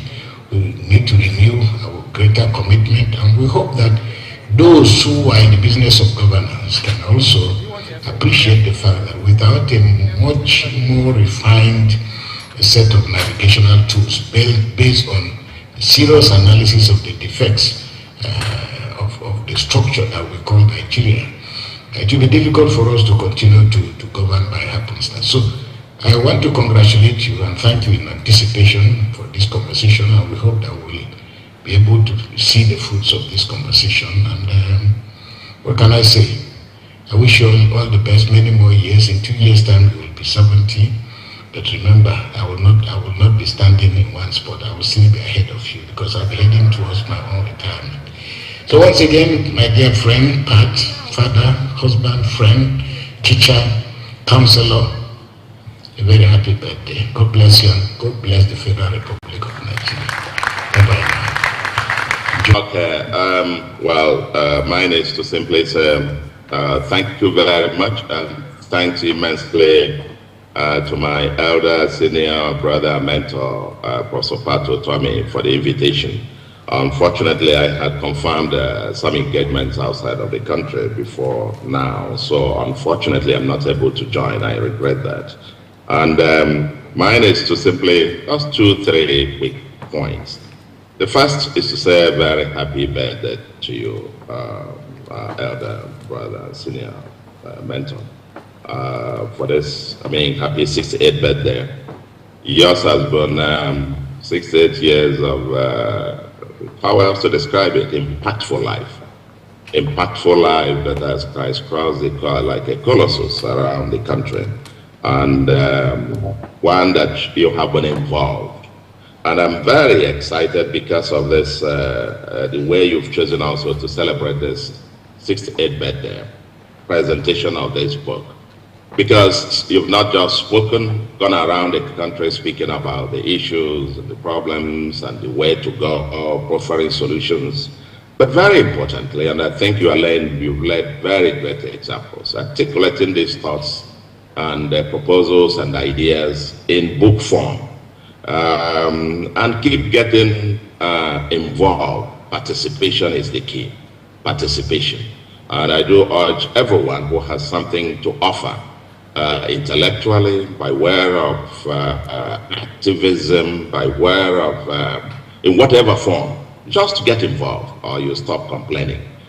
Because no nation, every country is a work in progress. Every society, development is a process. You never get to the end of it. But there must be constant contestations by the citizens, by various interest groups, and so on and so forth, towards a better society. And the life that you have lived, Professor Tommy, is an exemplary one, and which I recommend to all those of us who have been in public service. I have about 11 titles I've been battling with to complete writing, but someday maybe we'll get this done. And for this, the book, unfortunately, I'm not able to participate in the panel, but I look forward to being able to pick at least 200, 250 copies of this. That will be my Easter gifts this period. That one, together with the one by our friend Osito Bu, maybe we'll put them in parts and circulate rather than hampers. We circulate these books. That is, if people still read. Because unfortunately, we're getting a new culture where people don't even open books to read. But I want to believe that it will be quite very thoughtful. I haven't had a chance to peruse through that, but I look forward to reading a copy myself. But just listening, just a quick footnote, listening to Professor Lewis and then, of course, the ever essential cerebral Bishop Cooker, the nuggets that I could pick from this. I think the point made by Bishop Cooker is very apt. Enough of the book of Lamentations. Maybe it's now time to look at the glass half full, because all the time we're talking about what is wrong and the catalog of it. If you're a decision maker, after all the evils and so on, gloom and doom, where do we go from here? That's what a policymaker is asking for. In specific terms, what should I do? If you've got 2 minutes in front of a policymaker, he wants to know, in specific terms, what do I do to remedy this? And I think it's a big topic, very huge one, the title of the book that you have written. I remember the one when I saw the title of this, I just came up with the one that I co-edited with Paul Collier, Robert Bates, and so on, The Political Economy of Growth in Africa, for many decades, published in 2008. And I could see several of the themes coming up.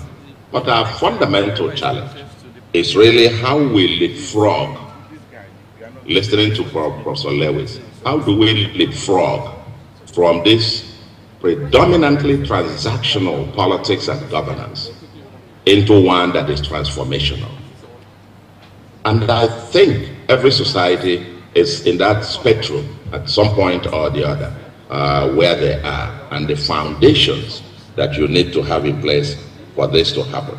And for me, quite frankly, 2 key words that will help to connect the dots. Well, leadership is the obvious one. Everybody talks about leadership, whatever anyone means by that. But a key one that is missing, often not paid enough attention to, is institutions. Institutions. In Nigeria, more so often we refer to structure, as it were. Because no matter how skilled a Lionel Messi is as a footballer, if you take him and put him not in a regular, normal football field, but you put him in a cassava farm as a field, his skills may completely disappear. And so, we need to pay a lot of attention to the institutions. I applied for this job because I believe, having served at the federal level, various institutions, the federal level, Chief Economic Advisor, Head of National Planning, Governor of Central Bank, and, crisscrossing Abuja, I've come to a conclusion, very important one, that yes, we need an effective central government, but perhaps we need to get back again from below, bottom up. We need to fix the subnationals, as it were. But then, the overarching institutional framework, which is the Constitution of Nigeria, requires a fundamental review. Unitary federalism that we are running, where we think we can run Nigeria, everything Nigeria, from Abuja, it's simply not going to work, no matter how we try. Tech security, which Professor Lewis did at Dumbread.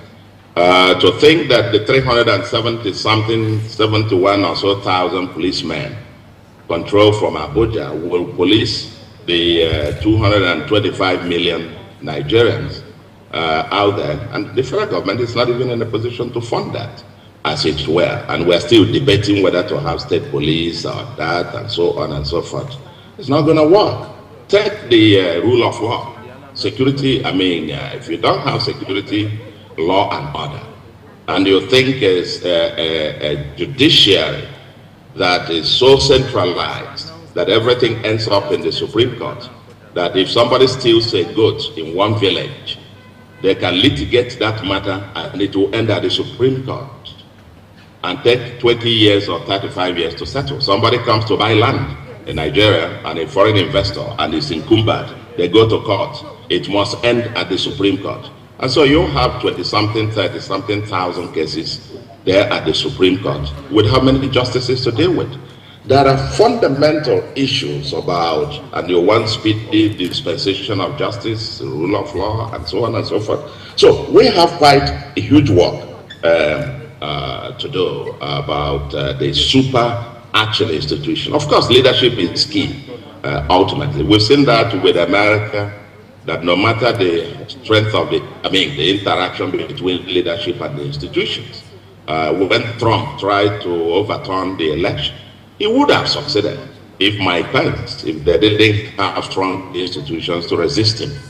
And then the leadership by Mike Pence, for example, who refused to do his bidding. Otherwise, he would have succeeded. So, institutions are foundational to the progress of any society. And Semogolo and all the folks that we have in institution. But we also need good leaders who will even enforce them. As we've seen in the case of the Central Bank of Nigeria, we had excellent laws. We needed, the Supreme Court had to rise up, to stop the currency confiscation agenda, which was illegal. I superintended the 2007 Central Bank Act. I knew that that was illegal, the currency confiscation that was ongoing under the name of currency exchange. The Supreme Court had to, and with debilitating disastrous consequences for the macroeconomy, or the central bank going on beyond its legal remit in continuously printing money, 20-something trillion, backed by nothing. And today we are faced with all the massive inflation, depreciation of the exchange rate, and so on and so forth. The law said they couldn't do that. The law forbade that. But they did that. But there was no restraining institution. So you have this interaction between leadership and institutions. But I think we need to pay attention to both. Leadership matters, but also institutions, and noble leaders to ensure the enforcement of the legal and institutional framework in terms of execution. I can go on. I feel very passionate about this subject, but I know we haven't got all the time. But I wish you the very best of luck, my dear brother and mentor. I keep following every right and every pronouncement that you make. And my prayer on this your birthday is that God will continue to give you health and long life. And pray God Almighty to give us more millions more of autotomies in Nigeria. Thank you very much, and God bless you. This is Your Royal Highness, distinguished ladies and gentlemen. Good afternoon. When Pat Utomi asked me to be the book reviewer, he and I had a debate. One, he wasn't sure that I should do it. For some reason, he said that I am too implicated in the book. He had opened a chapter in the book with me and the stories I shared with him.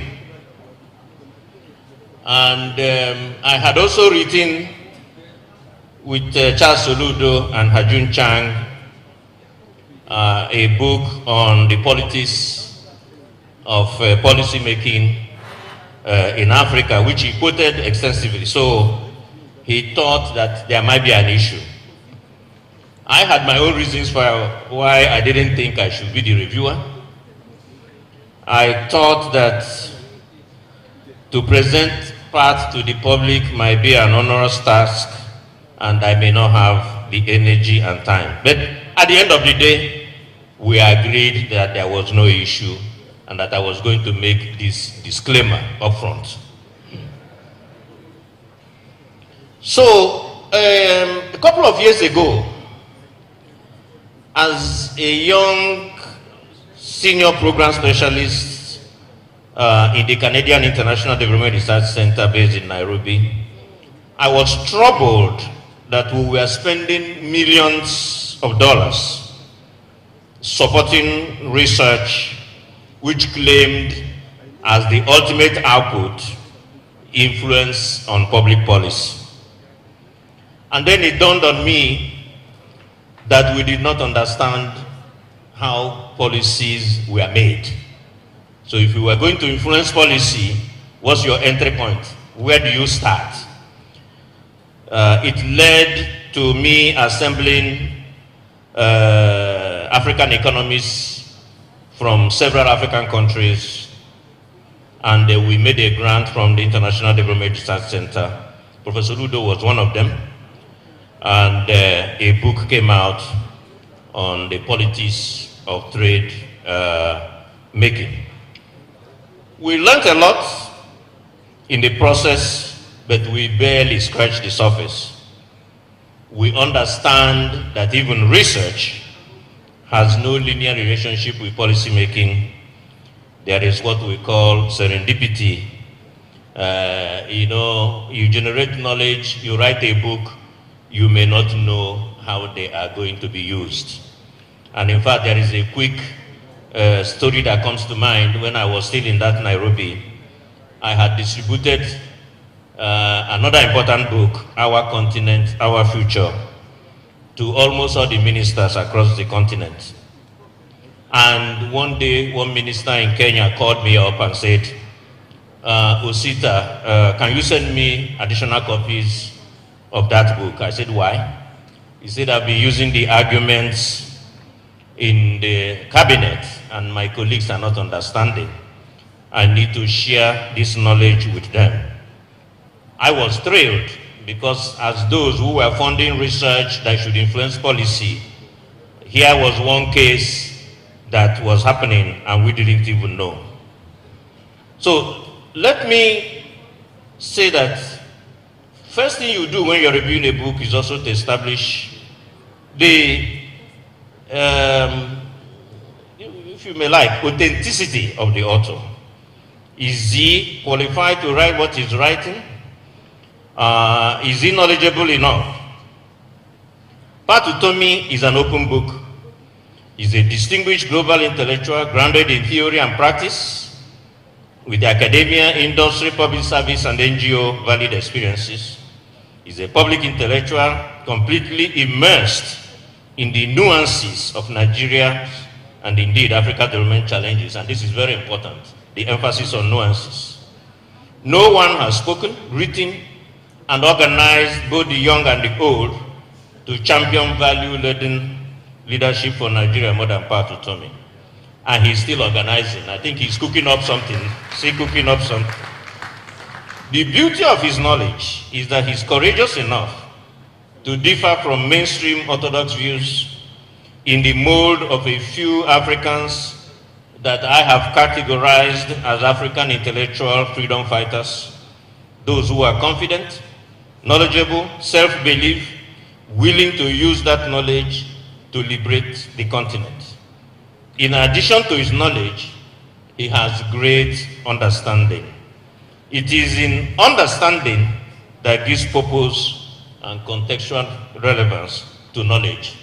There is this story about a young, very bright economist who flew in from Washington to a very rural area in Africa. And he had this sophisticated model about how to improve farming.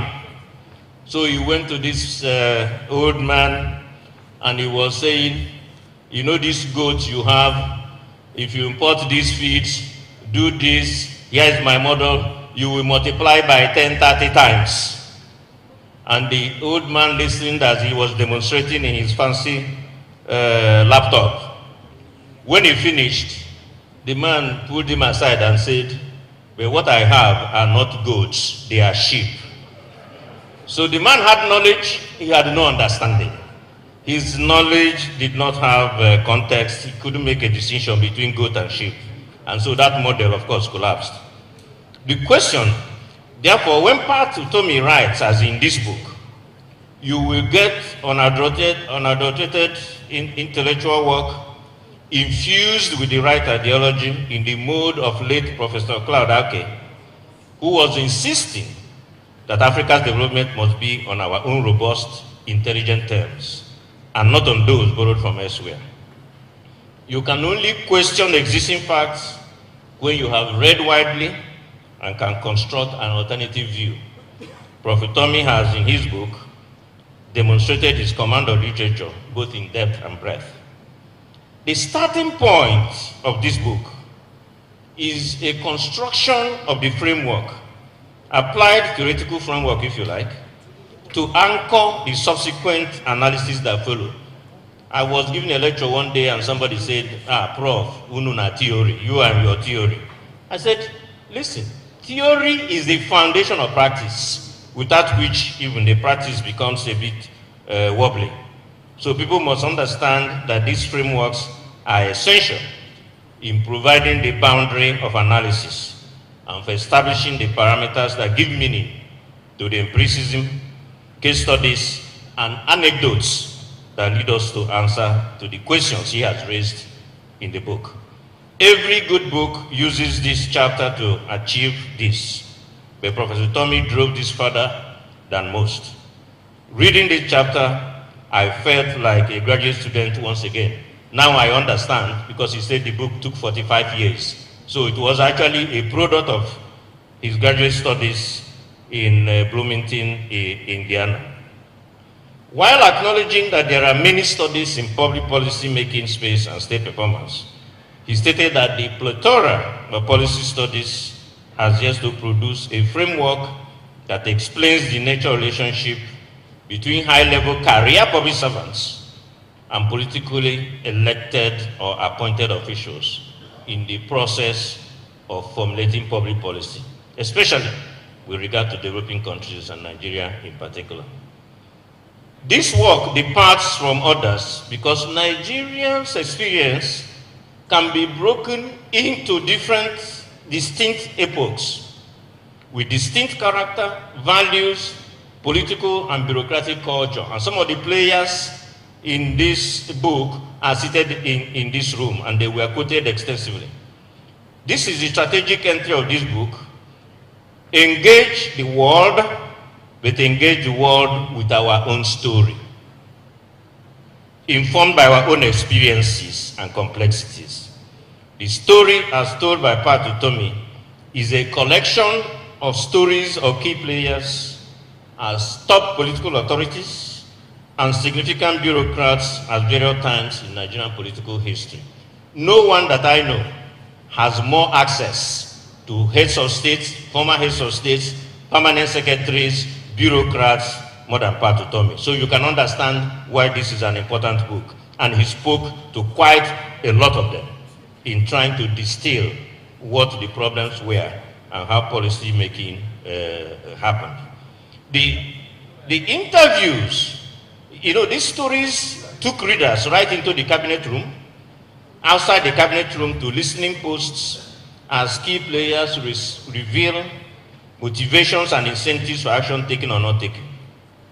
The interviews and case studies robustly analyzed provide a rich menu of lessons.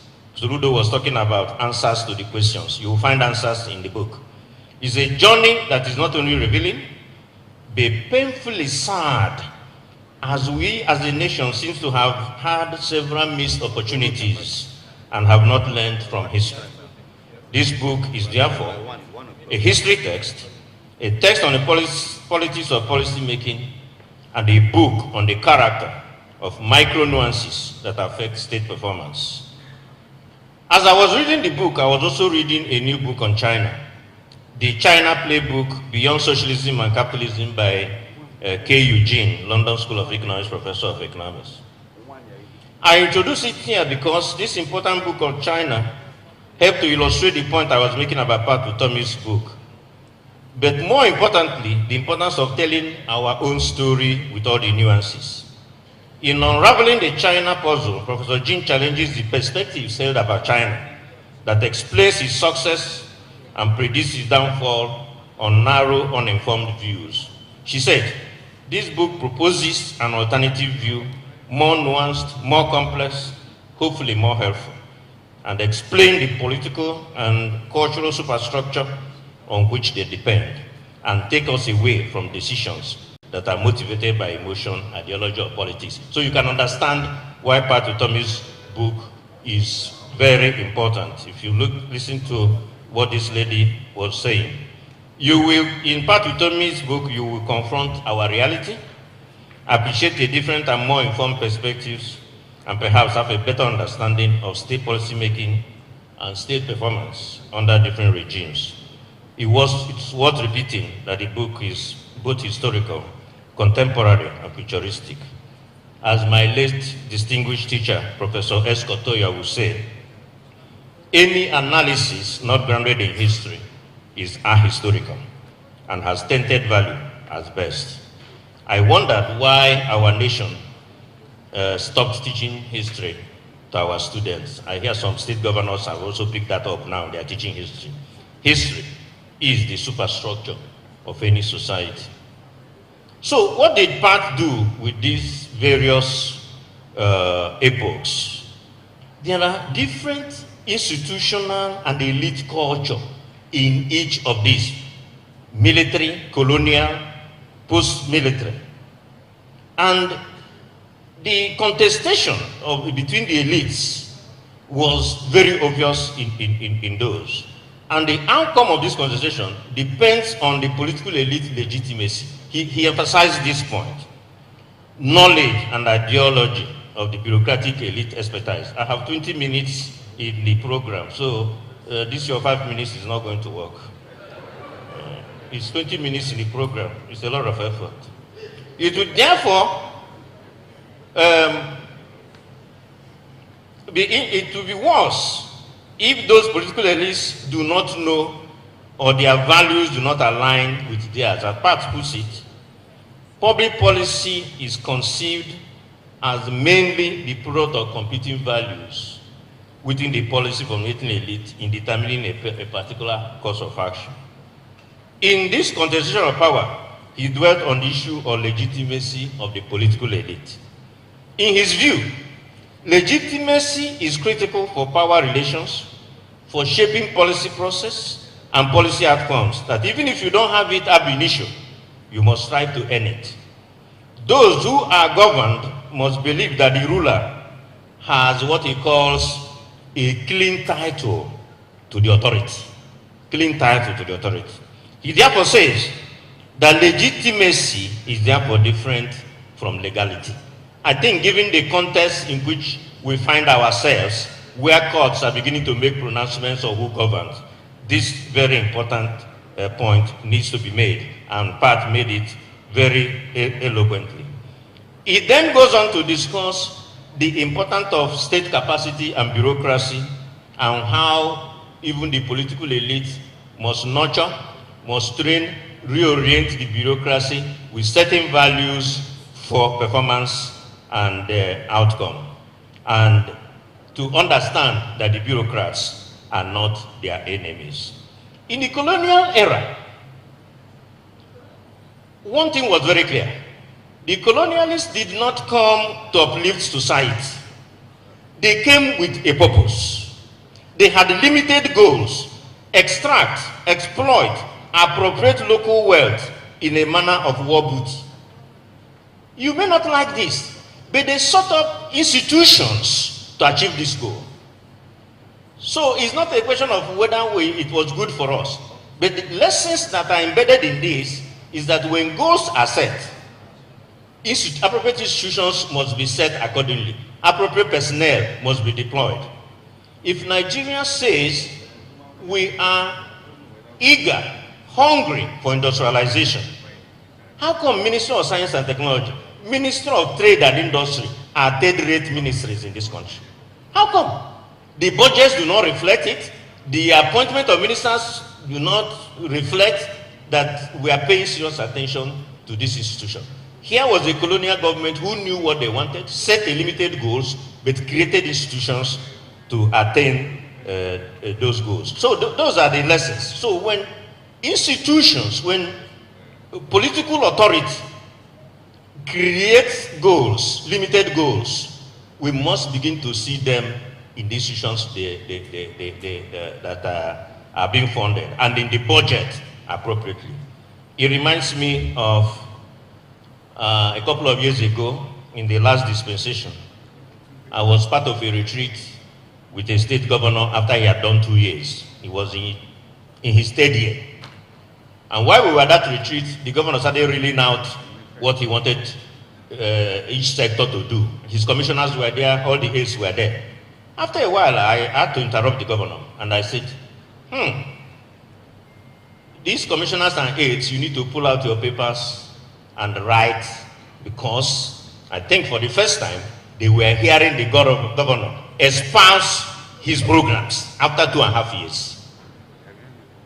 So the goals were not set, the institutions were not appropriately put in place, and the personnel were not appropriately deployed.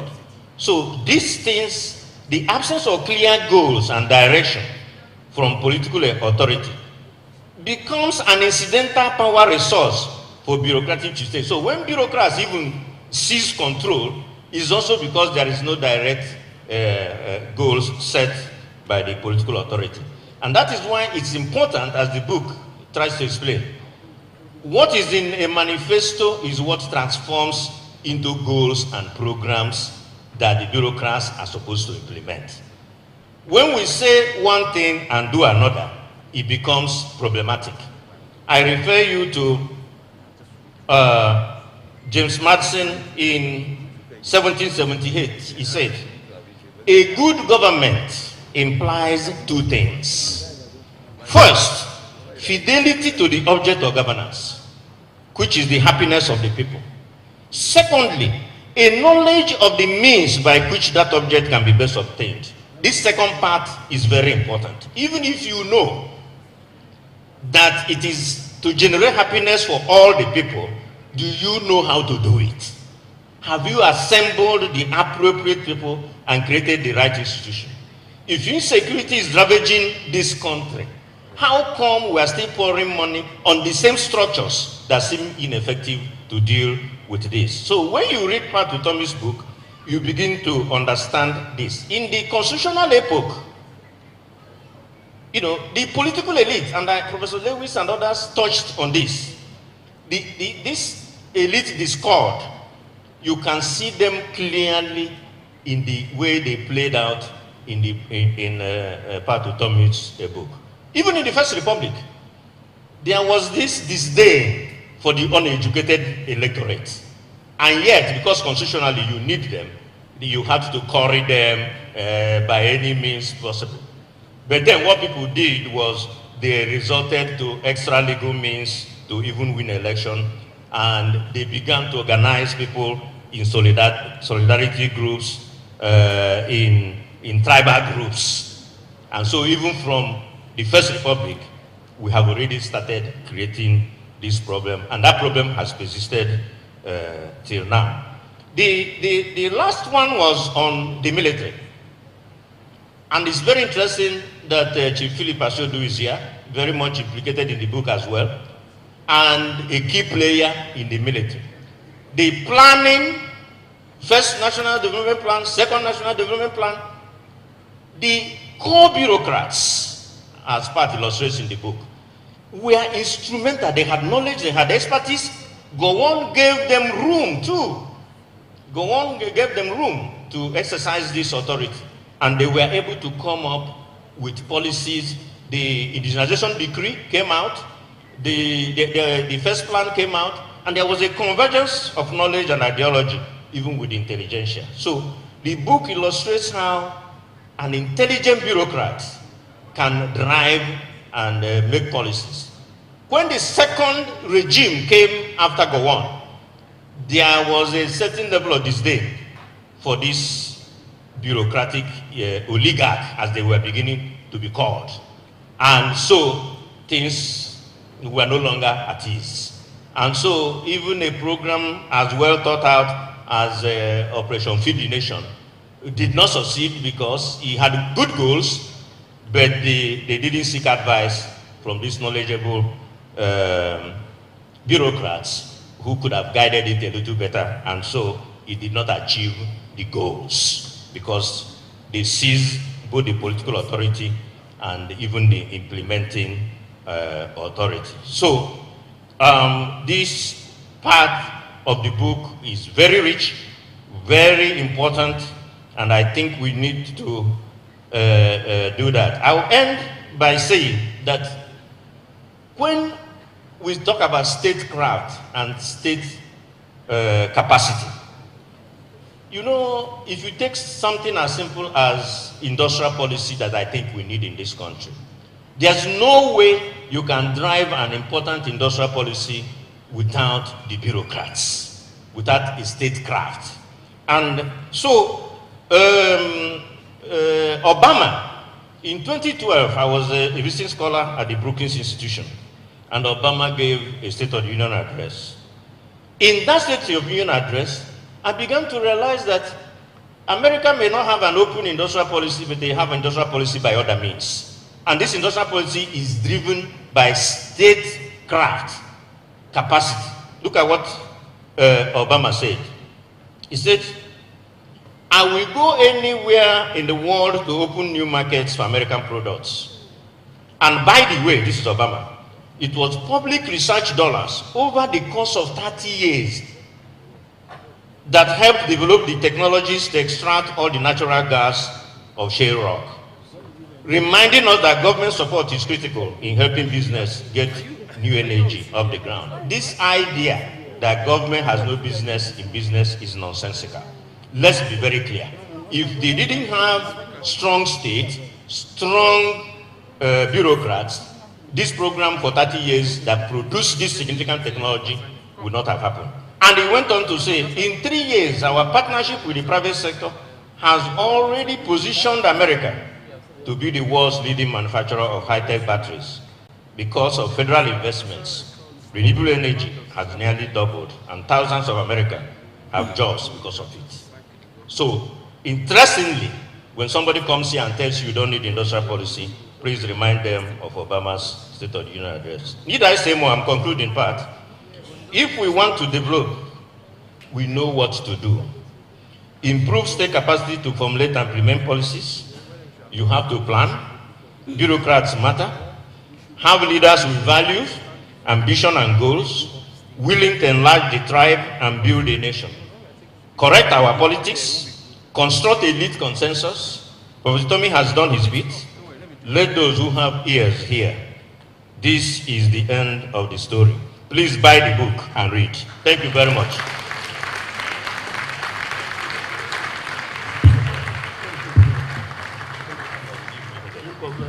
Thank you, Prof. Your Excellency Victor Atta, the members of the National Assembly, former governors, Your Excellencies, the birthday boy, Professor Tommy, our royal fathers, distinguished ladies and gentlemen. I'm sorry that the program has changed a little bit where I have to speak. I have to rush back to the airport and catch 2 o'clock flight because I'm not as lucky as His Excellency Peter Obi to have a private aircraft that will take me back to. So I want to wish you first a happy birthday and want to thank you sincerely for inviting me to this event. I want to remind you, Professor Tommy, that roughly 20 years ago, I was the managing director of African Petroleum, and you came into an event and you spoke at the International Institute here in Lagos on Kofa Bayomi on what is wrong with Nigeria, issue of leadership, and what we have been going through. I'm sorry to say 20 years later, we are still talking about the same thing and we are still going about the same direction. So we need to sit down and understand what is really wrong with us. So we can pick it from there. Instead of sitting down here, I see all the big men here, all the big heads, our royal father from Onisha also here and the rest, and students now that we are bringing them to learn. I hope we are not bringing these students at that time as lecturers another 20 years from now to also go through the same thing. So we have to really look at what is wrong with us and how do we go there. But one thing I don't want you to be tired, Professor Fatumi, because one thing somebody has said, which stands for you, that you have already mastered it, not only theoretically, but also practically. What is wrong with Nigeria is not ideas. What's wrong with Nigeria is not so many bills and memos and laws and those. We have them. What is wrong is actually implementation of all those things that we talk about. So we can sit here today, and I'm sure by the time we pick this your book and read it, and pick another book that you have written and read, we will see a lot of similarities, on those books. So have we really implemented any part of those? So let me approach it this way. While you went to Bloomington, I went to Terre Haute, Indiana. I went next to you. So I've been following you since those years. I'm not 68 years old yet, but I'm following it on you. And is this democracy the kind of democracy we really will practice? Is it the kind of democracy we really want? I know you will be surprised that a governor will be speaking this way. I went to school in America. After that, I lived and worked in America. And I know we are practicing the American system. But America is not Nigeria. The people are different. The environment is different. Our attitude is different. The culture is different. So why must we think that we can import something from America and it will work perfectly for us as it is working for Americans? So, and I think this is one of the things we have to look at. I love the comment made by the book reviewer when he said we have to engage the world, but engage the world with our own story. And when I say our own story, not a borrowed story. Recently, I was actually in Rwanda. And a lot of us are now commending Rwanda, commending the president, the good things that he is doing in Rwanda. Is it very popular with the West? Today it's not. But is it popular for him in his country? Is it working for his people? Yes, it is. So are we waiting for somebody to allow us to develop a democracy that is good for us? We should not. I always feel sad when I hear people that, will they allow us to do it? Nobody will allow you. We have to pick it up on our own and do it the way we want it for the good of our people and move on. I think these are the issues that we have to do. Nigeria is so blessed. In the past, we talked about agriculture and mining that made Nigeria who it was. Later on, we now discovered oil. And most of this oil was onshore. And Nigeria was okay with the onshore. We did so much. Eventually, the onshore became a difficulty in Nigeria. God gave us oil now offshore.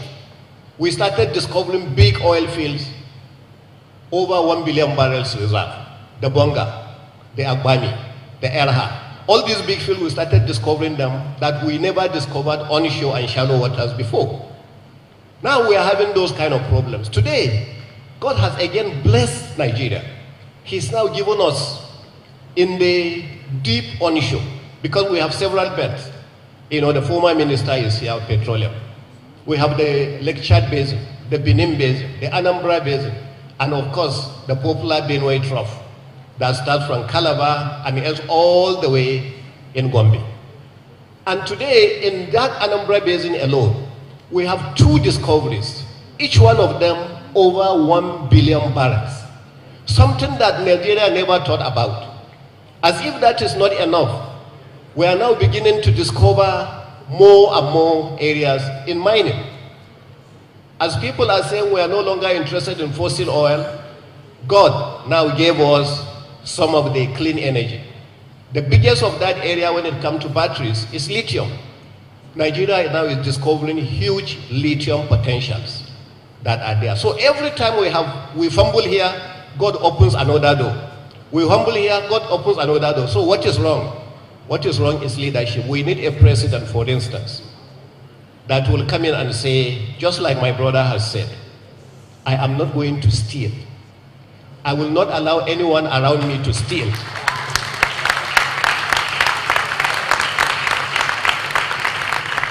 And if anyone around me steal, I will punish them. And it will be seen that I'm punishing them, believe me, all the governors will stand up because Nigerian president is the most powerful president. I'm sorry I'm rushing to the airport. I thank you very much and God bless you. I don't know why you are asking me to launch a book when Peter Obi is here. So with that, there is no place that we need these books more than a state like Nasarawa that is having the great potentials for future leadership. Therefore, the Nasarawa state will launch this book with 10 million naira so we can go for it. MC and welcome very eminent panel members. I'm sure we all agree with me that we have the political elites here. So if they agree to what the keynote speaker said or the book reviewer said, it means that Nigeria will be a better place. And if you look at the topic that we have today, we are looking at democracy, governance, and national performance, which is a very interesting topic and which will interest anybody that is interested in Nigeria. And the keynote speaker, Professor Lewis, mentioned that we are supposed to celebrate that we've had about 25 years of democratic governance, which is very good. However, when you now move to the governance indicators like rule of law, regulatory quality, government effectiveness, accountability, control of corruption, in all these governance indicators, Nigeria has not done well and continued to decline the governance indicator. When we now look at other areas or statistics or indicators of socioeconomic development, when you look at HDI, when you look at poverty level, when you look at unemployment, when you look at insecurity, when you look at inflation, the litany goes on. Nigeria is not doing well at all. So my first question, which goes to His Excellency, the former governor of sector of Nigeria, also former speaker. I'm not sure there's any other better person to answer this question than you, given that you've traversed almost the 3 key areas in Nigeria: House of Reps, governorship, and now in Senate. So my question to you, which we actually alluded to, do you think that this Western-oriented democracy that we have in Nigeria is suitable for Nigeria? Or do we think that we need a Nigerian-oriented democracy? And what should it be? Thank you, Your Excellency. Expedient for me to start by congratulating our Professor Emeritus on this very auspicious event of his 68th birthday and the leadership and membership of CVL on this 21st anniversary lecture. Prof, you have done well for this country. Our prayer is that God Almighty shall continue to give you more of His grace and many more years in good health. And all of that blessings shall be extended, of course, to your wife and members of your family. This is indeed a very important question. I recall that a few months ago, we were invited by President Olusegun Obasanjo, I thought he was going to be here, on the same topic, talking about whether the Western democracy, in this case, the presidential system of government, is working here in Nigeria. And the consensus, the common ground at that discussion was that we need to tweak and rework the system and bring it closer home. Yes, Nigeria has some similarities in terms of its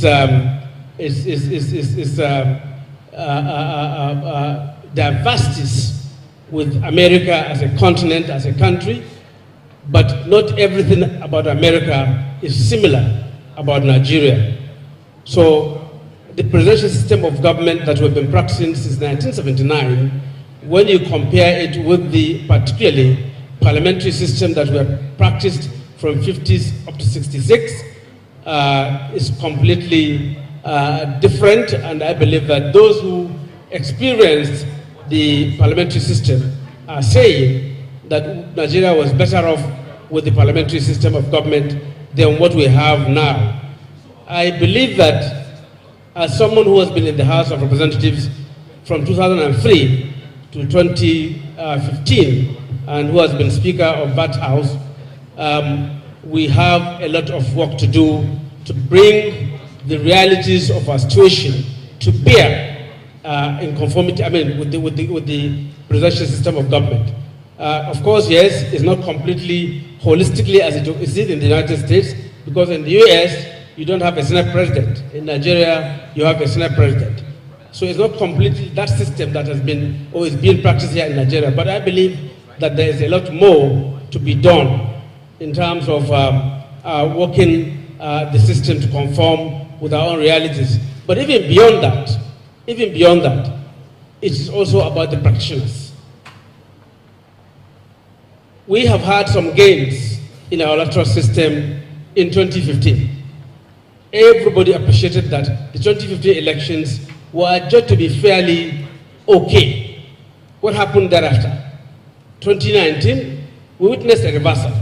2023, even worse. So it is not completely about just the system. It has to do also with the people and the operators and the practitioners of the system. So we need to change our ways. We as a people who are practicing this democracy need to imbibe the virtues of those practicing democracy in the United States. The governor of Nasarawa just said it. If the president comes out to say this and that are do's and don'ts, and he lived by example, and he truly, in good conscience, lived by example, the tendency is that most people will live by that example. In 2015, the expectation was that President Muhammadu Buhari was going to fight corruption. The expectation was that Muhammadu Buhari, being a retired military general and a former head of state, was going to fight insecurity and insurgency. But what do we notice? What was the end? What was the end game? Now the expectation is that Asiwaju Bola Ahmed Tinubu is going to engender very sound economic policies. What are we witnessing today? So it is not about the laws, it is not about the system, it is about practitioners. And we need to really do more in that regard. I've also been told that, when professors listen to certain things, they want to react immediately. So Professor Chidi Onya, who is presenting the governor of Enugu State, but okay, Senator Baribe, they are all reacting to what you are saying. So I don't know. Okay, let me ask Senator Baribe. Senator Baribe, you can be described as a veteran of National Assembly. Some people are asking, are you back to National Assembly again? And I said yes. So you can call me an indigene of the National Assembly. I've been there for a very long time. And I respectfully disagree with my friend. I have a very good friend who always says that there are no two ways of piloting a 747. There's no Nigerian way. There's a way you're trained to fly that plane. And democracy has certain simple principles, which is the person who votes, his vote must count. And that is simplicity. Once we go beyond that, then what we're doing is that we just complicate issues for ourselves. And as I'm sitting here, I can tell you, in the last election, I defeated a sitting governor because people voted for me and nobody manipulated the result. Simple. If people manipulate results and another person emerges, that person does not have what we will call legitimacy. And it is a fact of life that when you are not legitimate, it is impossible for you to engender the, I would say, the support of the populace. And what is going on today, whether it is in the state whether it is in the National Assembly, whether it's in the presidency, is that people are adjudged not to have legitimacy. And they're finding it difficult to take that decision that Governor Sule just said, which is agree to take that difficult decision and the populace will follow you. But when the populace looks at you and knows that you're illegitimate, why would they want to sacrifice for you? And that is the bane of our system today. So I do not agree that we have to have a Nigerian system. What is a Nigerian system? Is it the one for me, an Igbo man, that we already had democracy before the white man came? Or is it the one that you will have from the Oni or the Bale or whoever who already has a system that is his own? Or is it the one for the Sultan of Sokoto or any of the emirs there who already have a different one? So if we now say get a Nigerian system, which one will you choose? Democracy is the best for every one of us. Government of the people, by the people, for the people.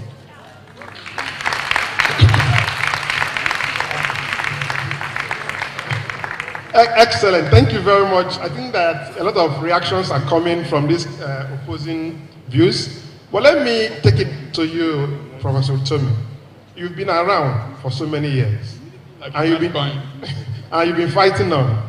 So let me rephrase it a little bit. Many Nigerians believe that our structure of governance is flawed.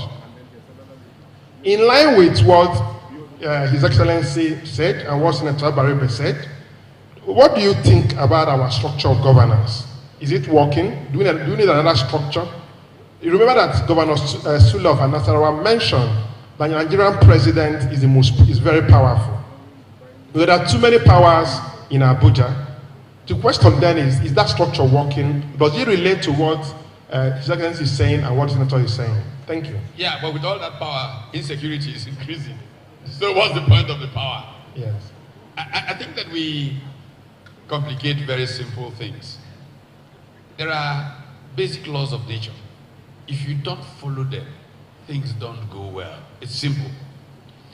One of those basic laws, as far as governing is concerned, is the subject that Senator Baribe has just spoken to, legitimacy, which is a central concept in this book. I didn't start writing this last month. Some people think because of the last election, he wrote this. Those lines on legitimacy were written in 1982. Because this book just grew. Okay? Essentially, legitimacy must exist to be able to govern. Whether you are elected, you carried out a coup. Why do soldiers on coup day say that the hospitals have become consulting clinics? And all of that, are trying to earn a certain kind of legitimacy, which I call negative legitimacy. Make the people believe that, okay, he's there for our sake. Now, if there is a problem with legitimacy, people wonder, what is he really doing? Is he really there because of us? We know, even if you intimidate them with Supreme Court and all of that, they know it's a sham, it's a farce. And so they said, okay, they can't fight you.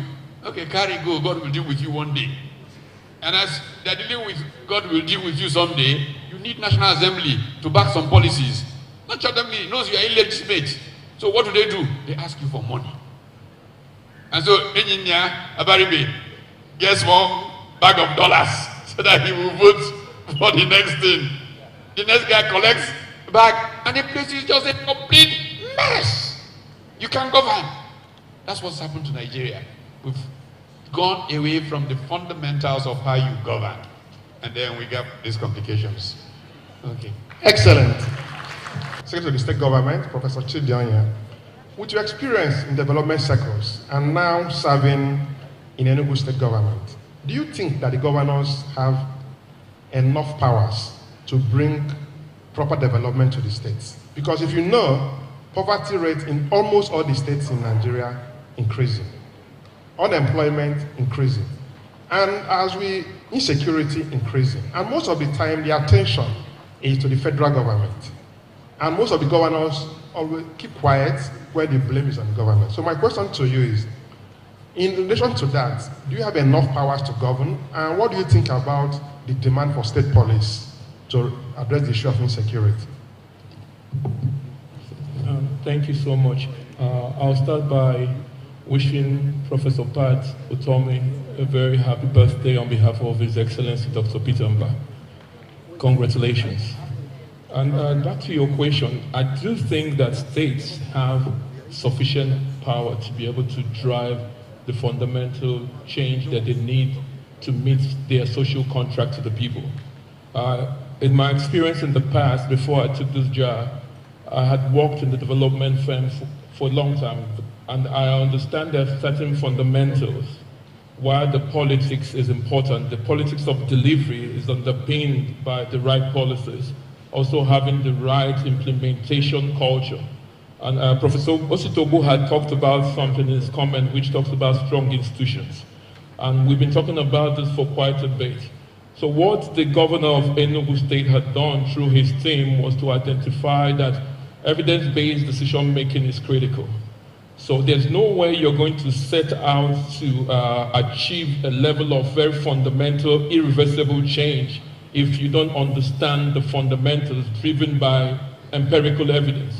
So what we have done is, while there's this question around whether the states have enough power, we are more focused on meeting the social contract that is in his agreement with the people. And what that means is that very fundamental things that came up, like for instance in Enugu, for over 2 decades, there was no water in Enugu State. But the governor, on assumption of office, said that in 180 days, and this is the difference between when governors come into power and they give some highfalutin promises that they have no plans of meeting, and those that drive their commitments based on empirical evidence on data. So what we have set out to do was to set out a trajectory that allows us to build in milestones to track performance. So now you know that strong institutions also have to do with capacity. We're very aware that the current system in the public service may not have the right capacity, so we're able to start at the very beginning to get the right support from outside to strengthen what was within, and also to track the growth of those that are within towards that key element, which was to provide water for Enugu in 180 days. And it seemed like 2 decades of problems being solved in 180 days. But at the end of 180 days, Enugu State was able to have close to 60,000 cubic liters coming into Enugu. It's never been done before, over 2 decades. But the fundamentals was that we didn't set on that journey by just giving a promise that there was no plan to achieve. So the state governors have fundamental powers. They have enough power to be able to fulfill some of the promises if they want to. It's important if they want to. So when a governor is committed to meeting his obligations, for instance, reducing the poverty headcount, which is one of the key things, you have to ask yourself what policies can actually achieve that. So if you're going to try private investors, we said we were going to move the GDP from $4.4 billion to $30 billion over the next 4 to 8 years. This is not a promise that is easy to achieve if you don't do the fundamentals, attract the private sector to drive and catalyze growth. Like I was sharing with the former governor of Akwa Ibom State, and he said to me, how do you drive this without security? How do we drive this without energy power, which is one of the key areas that make companies not to be competitive?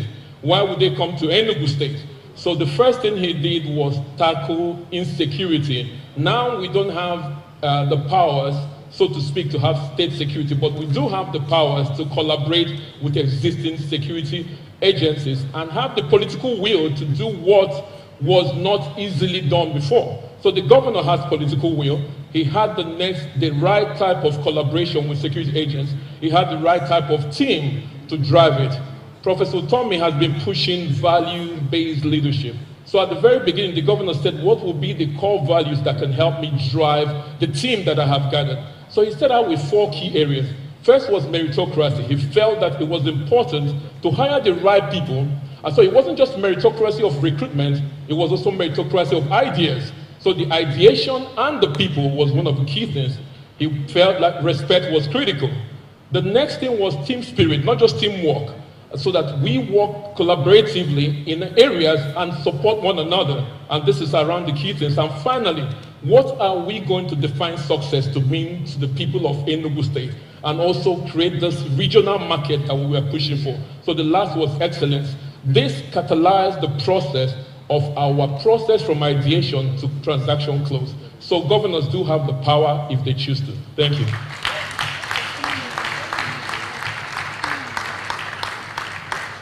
Excellent. Listening to the SSG of Enugu State, all you are saying seems to say you took Mr. Peter.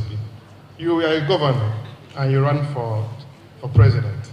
And this question actually relates to you and Senator Tambua. And in relation to his view and Senator Abaribe's comment, I want to ask you, when you were governor, and even from your experience, when important decisions that will affect the generality of the people are being taken by the president, is there normally proper consultation with the governors, with the National Assembly, before decisions are taken? The reason why I'm asking this is because if you look at the current situation we have in Nigeria, fuel subsidy has been removed, Naira has been floated, and we are now in a very serious crisis. So my question to you, during your own time as a governor, did the president consult in this kind of important decisions? And what do the governors normally say in this? Thank you. Number one, quite frankly, it is in the different presidents. You cannot compare Obasanjo's presidency, Yar'Adua's presidency, to what we have today. Period. Under General Obasanjo, the governor was in charge of the security. I, for one, requested, and it happened. I said every DPO, I didn't say assistant commissioner, from DPO of police, that I don't want to see them in Anambra State again. That I want to have a commissioner of police. And that I am taking decision, everything that happened in security in Anambra State, including pulling people's house down, I did it with the authority of the president. And every month, there is a conversation between the president and the governor. And it happened under Yar'Adua. I remember telling a governor when Buhari was there, I said, how can you be arguing with people? Can't you talk to the president? He looked at me as if I was speaking. I said, go to the president and request something. So there is a difference in between collaboration and authority. It's totally different. Like Sule said, if the president decides the things will work, it's like this insecurity. It's either you're in charge or you're not in charge. If we are at war, we declare war. When I came to Anambra State, everybody knew. People were collecting money in the street. People were doing all sorts of things. Some lunatics took over our park. I went to Obasanjo. I said, listen, if you don't want me to be governor, I'll go home. If I must be governor, I will be in charge here. He said, Mr. Young man, just don't do things that will be very distant. And I went home. In 1 week, they have 3 DIG of police. Okino, Ono for everybody in Anambra State. And it was shot. What I said, listen, sir, this man is problematic. We must bring everything down. So, the president has to decide whether bandits will take over the country or not. The governors have to now work with him. Governors have to be in charge of their state and hold them responsible if you want to govern. Just like what you said about corruption. The same thing. So, in my own time, I would say it, under Yar'Adua, under Yar'Adua, it was even better. Yaradua asked me to go and remove a village. I said, listen, I have a problem with this village. He called the two governors. I said, we must demolish everything here. When I became governor, I'm happy that a revered traditional ruler of Onitsha is there. There was a place called Apaka Forest. That was where all the criminals are. And I said, see this forest, President, I want to level it. I don't want it to be a forest again. He said, do whatever you want. Today is the best habitable place in the area of Onitsha. We will not put it. Everybody go. But the president gave us authority. He didn't say no. You have to take it easy. He said go and level it if that is what you want to do. So you need a president who is determined, gives the governor authority. The governor takes the authority and go and do it. Like Sule said, if the president decides today to stop corruption, you don't need the FCC. If you're not stealing, your wife is not stealing, your children are not involved, you reduce it by 60%. Everybody will run for cover. But when your wife, your children, everybody is doing their own, people will help them. And that is what is happening. You know? We are talking about the issue of foreign exchange. We can't just, a currency of a country is one of the things that make that country. Today, our country has been terrorized by people in government. You put a law that if any official is here, fine with dollar, you go to jail. No more dollar transaction here. I'm not, those who are importing goods can use dollar. We have naira, we have currency, we should be proud of it.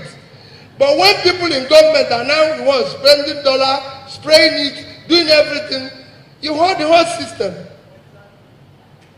People used to disagree with presidents. Governor Atta is there.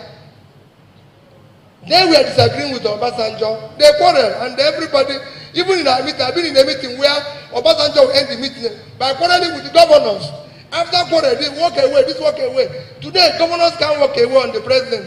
Because if they walk away, they don't know where they're going to end. But they used to walk away on Obasanjo. Yeah, so these are the things. You must have a system that works. When they were there, Obasanjo will call meeting, they won't come. Because they believe they were a system. Today it was like the governors are now household. If the president said this thing, everybody runs for cover. It shouldn't be. They are governors of their own states. And they govern their own states. Like it's in America, we borrow the democracy from them. We should practice it like them. No governor goes to take permit or shouts when Biden can say anything. You know, so these are the issues that we need to deal with. Thank you. You know, rule of law is key to sustainable economic growth and development. And Nigeria is not doing well in that. And let me take it now to the election. So how do you assess the 2023 election? And what other electoral reforms do you think that we need to bring about better elections in Nigeria? Well, I will attempt to answer. And when you ask my elder brother here, Peter Obi, the last question, and you indicated that I was going to make some comment. I think I will go back to that first. While in office, somewhere in 2016, we were invited for breaking a fast by President Muhammadu Buhari. And unfortunately, my colleague, who was then also the chairman of Nigeria Governors Forum, Abdulaziz Yari Abubakar of Zamfara, had traveled for Lesser Hajj. But before he did that, out of frustrations, he came out to make a public statement that he had resigned from being the chief security officer of Zamfara State. So when we were done with the breaking of fast, President Buhari was seeing us off. As I shook his hands, he asked me, looking straight into my eyes, why is your friend that is always complaining? I said, my friend had traveled to Saudi Arabia. But Mr. President, he is not just crying and complaining. There is real and present danger in Zamfara, and there is the need for you to really intervene. He's not just complaining. He said, really? I said, yes, sir. I will allow you to interpret what that means to you. Now, my experience, whether I was being consulted on policies, Sokoto borders 3 regions, that is 3 states in the Niger Republic, Tawa, Doso, and Maradi. We have the longest border with the Niger Republic than any other state in Nigeria. When President Muhammadu Buhari decided to close down borders, no governor was consulted. 3 of the governors of those regions individually called me to say what's happening. I said, my brother, I'm sorry, I don't know. Every effort I made to reach out to the NSA, because I was told that the instruction came from the office of the NSA, I couldn't reach him. The only person I was able to reach was the then CG of Immigration, Babandede, who was able to give me some insights. So no consultation whatsoever on such a very key and important economic and security issue. Because Niger and Nigeria had by then a security pact that the military from Nigeria can pursue insurgents and bandits up to some certain miles into Niger Republic. That's what they call hot pursuit. Vice versa. And then you shut the borders. So you could see that I was left with no answers. So consultations are not necessarily as frequent as they are supposed to be. And on the issue of security, powers of the government. Yes, in terms of developmental issues in your state, yes, you have the control of the resources. You can come up with policies, but then you can only implement those policies, no matter how good, if the state is safe and secure. The all and most important ingredient for any development is security. Governors don't have control over security. They don't. They post to you, Commissioner of Police, at their whims and caprices, and they deal with you and relate with you as they deem fit. So it's not about collaboration. It's beyond collaboration. Matters of security, governors are supposed to be hands-on because they are the ones dealing with the live issues of ensuring that people are secured. And it's not the case. So there is the need for us to restructure and devolve more powers to the governors so that they can work on issues of security and even give them more resources. That's my take on that. Sorry, Frank, if you don't mind. Yeah, I think that we should not just drift away from it. There isn't enough listening. And it's one of the most important attributes of leadership. If you can't listen, you cannot lead. And then this is one of the big strengths. I mean, I keep talking to my Indian friends, I'm talking about how enough credit has not been given to Rao as Prime Minister for India's turnaround. It was supposed to be a placeholder, and the things that happened. But I bring it home, enough credit, and Nigeria is very unfortunate. It's not been given to Umaru Musa Yar'Adua as president. He was a listener. He listened to governors, he listened to even ordinary civilian like me. Once Friday afternoon, I still remember, he said to me, what's wrong with Nigeria? I said, I'm a teacher, I will talk. He said, talk. And for 2 hours, he sat there just listening to me. So we have been unfortunate, very unfortunate with losing President Yar'Adua when we lost him. But we need people who go to leadership positions to learn to listen and to consult. That's part of the essence of the policy process. And we're missing it now. Shut down the border. Nothing, then 2 weeks later you find out, why did we shut it down? What are the consequences? We act before we think. And this is tragedy. This is what Nigeria has been living through. Just thought I should make that small point.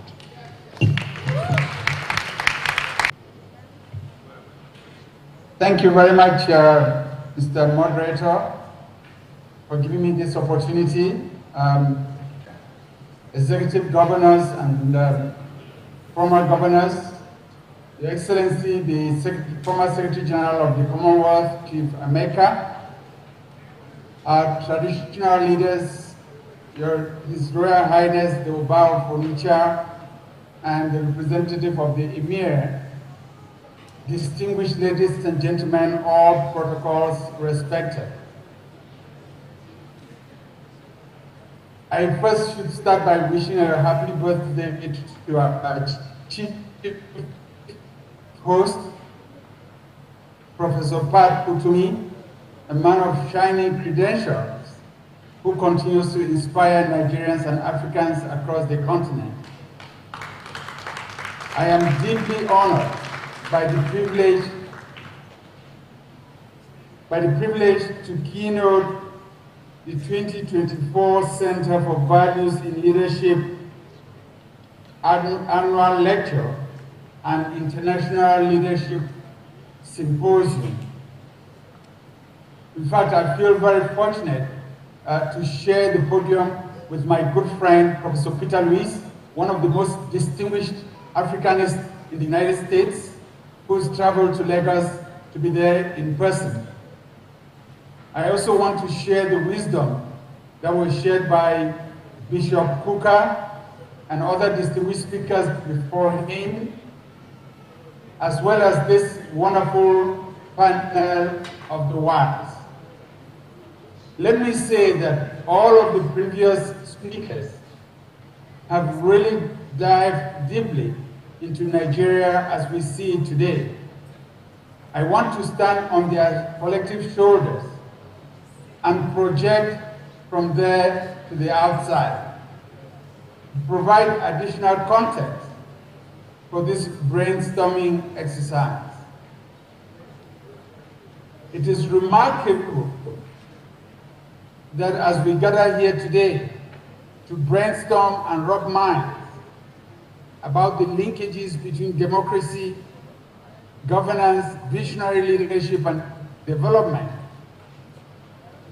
it is projected that in less than 25 years, Nigeria's population will be at approximately 400 million inhabitants, which means that 1 in every 4 Africans would be Nigerian. It is also projected that should the Fourth Republic endure and should Nigeria stay on the trajectory of democracy, it would be the second largest populated democracy in the world by 2050, coming only after India. As we know so well, 70% of Nigeria's population is under 30 years old, and almost half is under 15 years. Nigeria, therefore, is a global player and must step up its game. Nigeria, as we all know, is the giant of Africa, literally and figuratively. It must lead the charge and cannot have feet of clay. There is now a collective awareness for those of us who follow global issues of the weight, the voice, the value of giving meaning to the global south, where increasingly populations are saying nothing about us without us. That explains the calls for reform of the UN system with a permanent seat on this UN Security Council for the African continent. That explains the call for reforms of the Bretton Woods institutions, the World Bank and the IMF. That explains even recent actions to provide an African seat on the G20 and all the echoes around that. The world is beckoning for Nigeria to tell the world that here I come. We are also gathered here today at a time when the sub-regional organization ECOWAS is in shambles.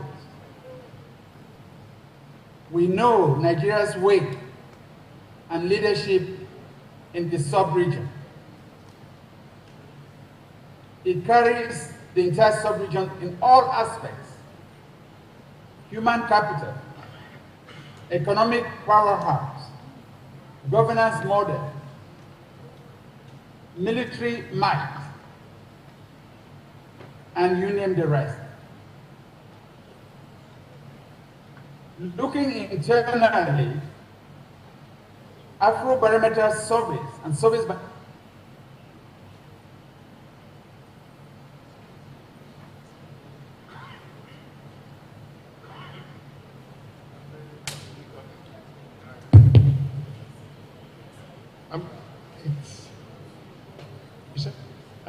I think there is a network election.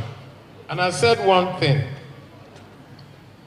just like I said about driving, driving was what one of the former Chief Justices spoke about an aeroplane when I confronted him.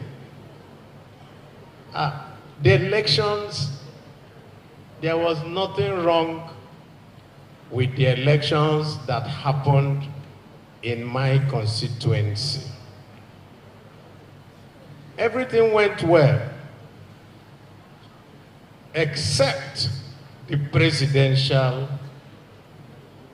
part.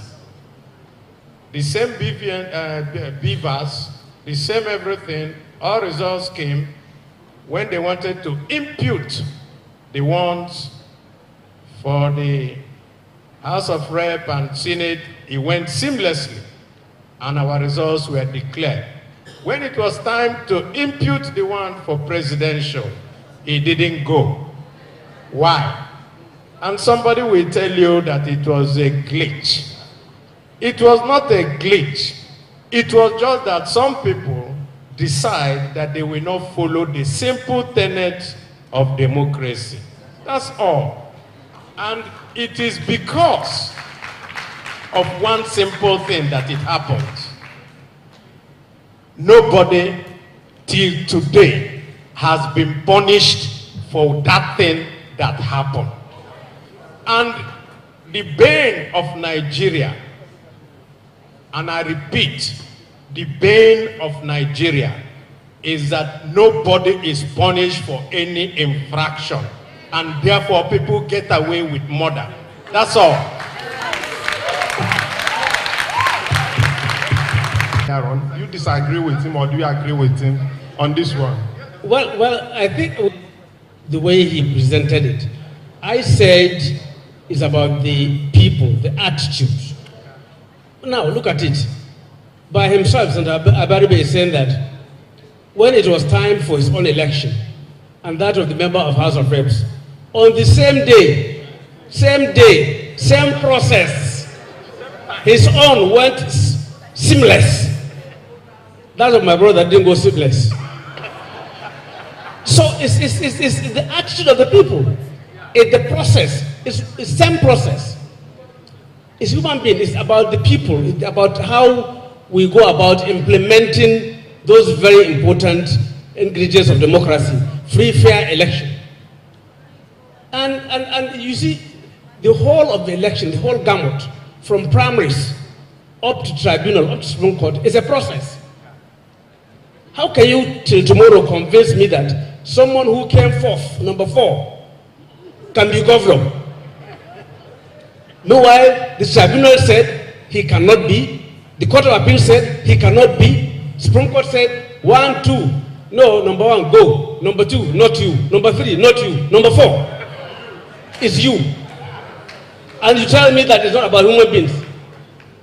It's not possible.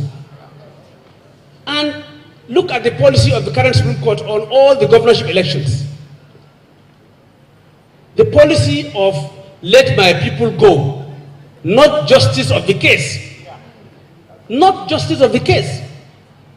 So when we talk about due process, rule of law, it's not just about, it's a process. So I believe that we have a long way to go in the reforms, and we must imbibe the right attitude as leaders, as followers, as voters, as political parties, as practitioners. So it's not just about, look at the Imo elections, the last one, look at the Bayelsa elections, look at the Kogi elections. Okay, look at the by-elections that have just been concluded last week. In my state, people were carrying ballot boxes with the aid of police and the military. So how do you convince me that the election was fair and fair? So we must get the right attitude if we want to have democracy and good governance. Thank you very much. One is the question of the powers of the governors. And my young friend there, Peter B, had to go and take permission from a president to cut down a forest in the state. In a federation, the government coordinate, not subordinate. But in Nigeria, we make the sub-government subordinate to the center. It is wrong. We don't have a federal system. I'll elaborate in a minute. And I had to take permission. I saw the necessity to have power in this century. I had to go and take permission from a president to build a power plant. It was a hard task to get that permission. But listen to this. After I built a power plant, the president made a law, if you generate, you cannot distribute. So what was the point? So my effort to say that Akwa Ibom will be the first state to have 24-hour concert power was frustrated because of the nature of arrangements we have in the country. And we talk about security. We've been shouting about state police, state police, state police. We have not had it. How can you have somebody, like you said, if that man, Governor Tambuwa, if that man, that police officer that you said was aiding the cutting away of ballot, if he was from your state, he would not have aided it, because he would have made sure that the people's choices are what comes out as the result of the election. And you talk about election and INEC. How many times have we not said? They say if you are alleged, you must prove. So you bring somebody who says that his election results were faulted, you bring him to come and prove with evidence held by INEC that will convict INEC. Why will INEC release those the kind of evidence he needs? When President Trump had issues with the election, nobody asked Biden or anybody to come and prove that they were properly elected. They asked Pennsylvania and Georgia to go and do a recount. But here we have never put INEC on trial until you put INEC, who alleges that they've done a proper election, until you put them on trial to come and prove how properly they conduct the election, you'll never get good results from the election. So what is fundamentally wrong is what the institution, I thank the book review of talking about institution. Our institution and the most basic, corrupt, wrong institution we have is the Constitution. Unless and until we develop the courage and the ability to change that Constitution and make it a Constitution written by Nigerians for Nigeria, we will never make progress. Thank you very much. Good afternoon, Your Excellencies, ladies and gentlemen. I think my issue is essentially on the question which the compere asked about the type of government. I want to say that the problem, as has been said, is not with the system of governance. Look, we once operated the parliamentary system. we said it was not good.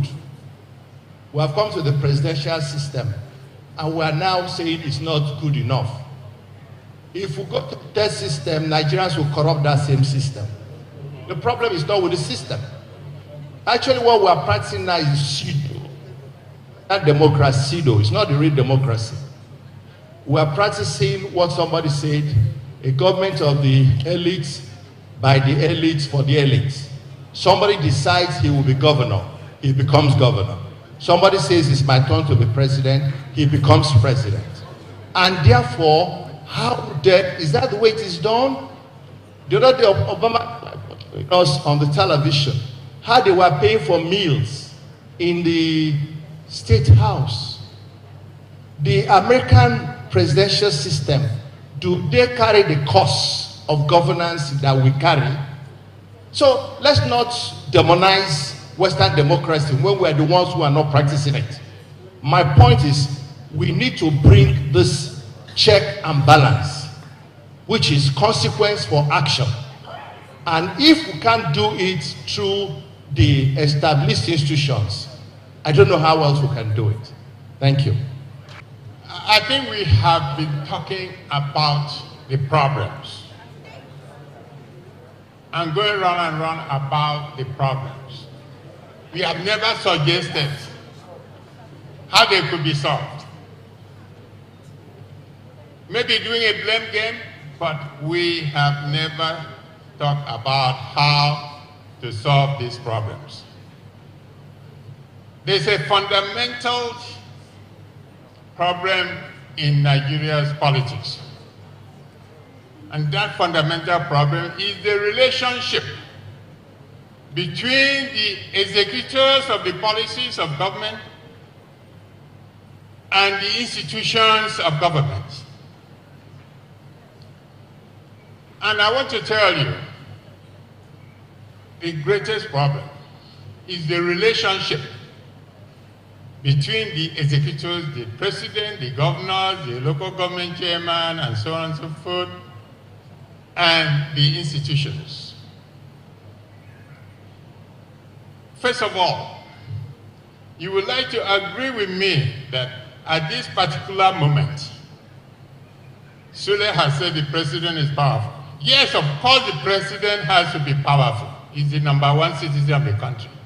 But the problem is his relationship of his power to the governance of the state through different organs and different institutions in place in the country. So who will bear the cat? Who will come out and bear the cat? When we were forming the People's Democratic Party in 1998, and we look at all these problems and say who will bear the cat? And the solution among all the leaders who were putting together this government was that it is the party. It is the party that must be supreme. And we worked to make the party supreme in 1999 by using the party to choose good people who will govern the country. But then when these people came in, they changed, they catapulted, and took away the powers of the people embedded in the political parties to themselves. So much so that, wait a minute, I mean, we have come here, this is an opportunity. We won't have this.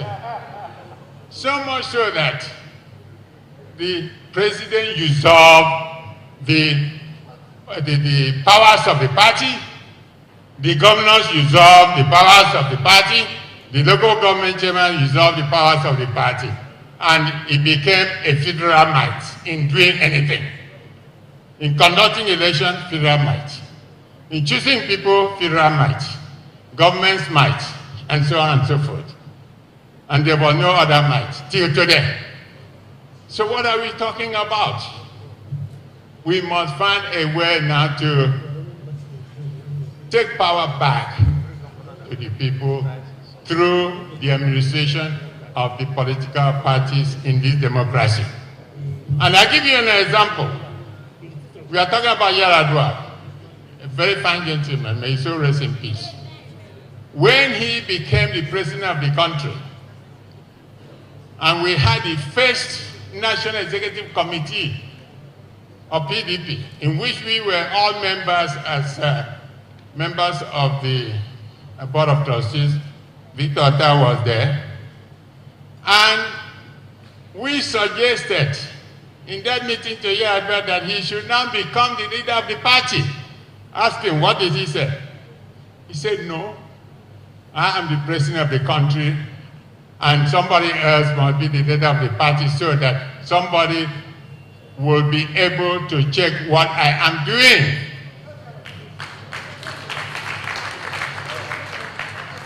Who checks who checks what the governor is doing? Tell me in which state in this country has conducted a local government election in which the party in power does not win 100%. Tell me. So we must be able to consult ourselves and find out exactly the best thing to do. And the best thing to do is to return the powers to the political parties and put in checks and balances in the situation. Who is the president afraid of? Who is the governor is afraid of? Nobody.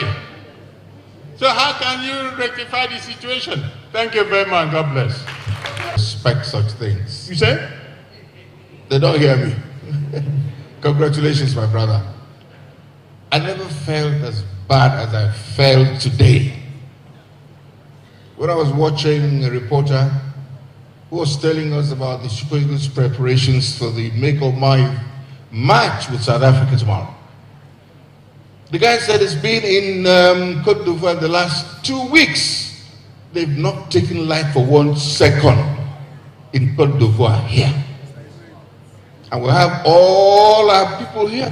But most of the people speaking, they've tried to be governors and all of that. So where is the solution? What do we do to get out of this quagmire? I mean, we cop, it's stock shops all over the place. So can we please leave this place today and have a solution that we can take home? Thank you. Congratulations. Those of us who are 90 and above, we are really expecting you to get to 90 and above. You will get there. It is just them. I represent a generation that is weeping. Hold it, please. I represent a generation that is weeping because of the darkness at noonday in Nigeria. We are weeping because Nigeria is enjoying darkness at noonday. I have about 3 questions to ask and I'll sit down. My generation wants to understand why in 1914 we became a symbolic project. Symbolic project. And at 2024, we are still a symbolic project. Before 1999, we are heading to becoming a symbolic nation, but we are not. So what is the problem? What is the difficulty in understanding that Nigeria needs people with mindset, properly ordered mindset, positive mindset, people who will think and ask questions. Every Nigerian ought to ask himself 6 questions. One question is, why is Nigeria a symbolic project? 2, how come Nigeria cannot become a symbolic nation? 3, why is it all like this? When will it change? Where will it start? And who will kick it off? So those are the 3 questions, but the final one is, will allow politics position, power, network, and cash to be the driver of what we do in this country. In civilized countries, they regard mindset as very critical. One, it is because they have the right mindset, that they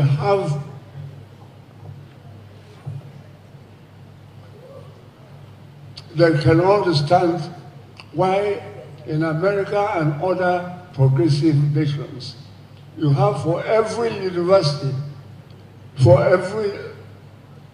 you have one university, 3 technical colleges, and 30 training institutions like secondary schools. But in Nigeria, I have access to my local government chairman. I don't even have access to the state governor or even the president. And the reason why there is so much insecurity and a lot of stuff happening around is because the dividend of democracy has not been felt at the grassroots. Everybody is struggling for survival. Now, according to the president, presidential aspirant, Peter Obi, how are you going to address that issue if you were the president in terms of allowing that local government autonomy so that dividend of democracy can cascade down to the common man and to an ordinary young person like me? Thank you. The question is to Senator Tambuwal, Excellency Mr. Peter Obi, and of course Senator Enyina Baribe, because we've talked about consequences, and you really cannot divorce consequences from the institutional consequence system. As governors of your states, from those strategies and results achieved, so that at least those can be models. And for the senator, some judicial recruitments go to the National Assembly for confirmation, and what we hear is that is the typical take a bow and go. So we can't all keep complaining when this issue of judicial recruitment and those that actually execute rule of law issues are left to fluid considerations. Thank you. Okay. Thank you very much. When in Nigeria, we will say that there's 2 Nigerians kidnapped, they ran into the bush. Is it possible for us from this room to bring a solution to this government on issue of kidnapping, which I think has become business? Thank you very much. During the last election, I was heavily pregnant. I went all the way to where I grew up, my father's place, to cast my vote for the Labour Party. And during the governorship election again, I had just put to bed a day before. I still took my time. God gave me strength. I went back to cast my vote because I wanted, trying as citizens, we believe in Nigeria. We have been talking, different people have been talking, leaders like you. When are we going to make things right?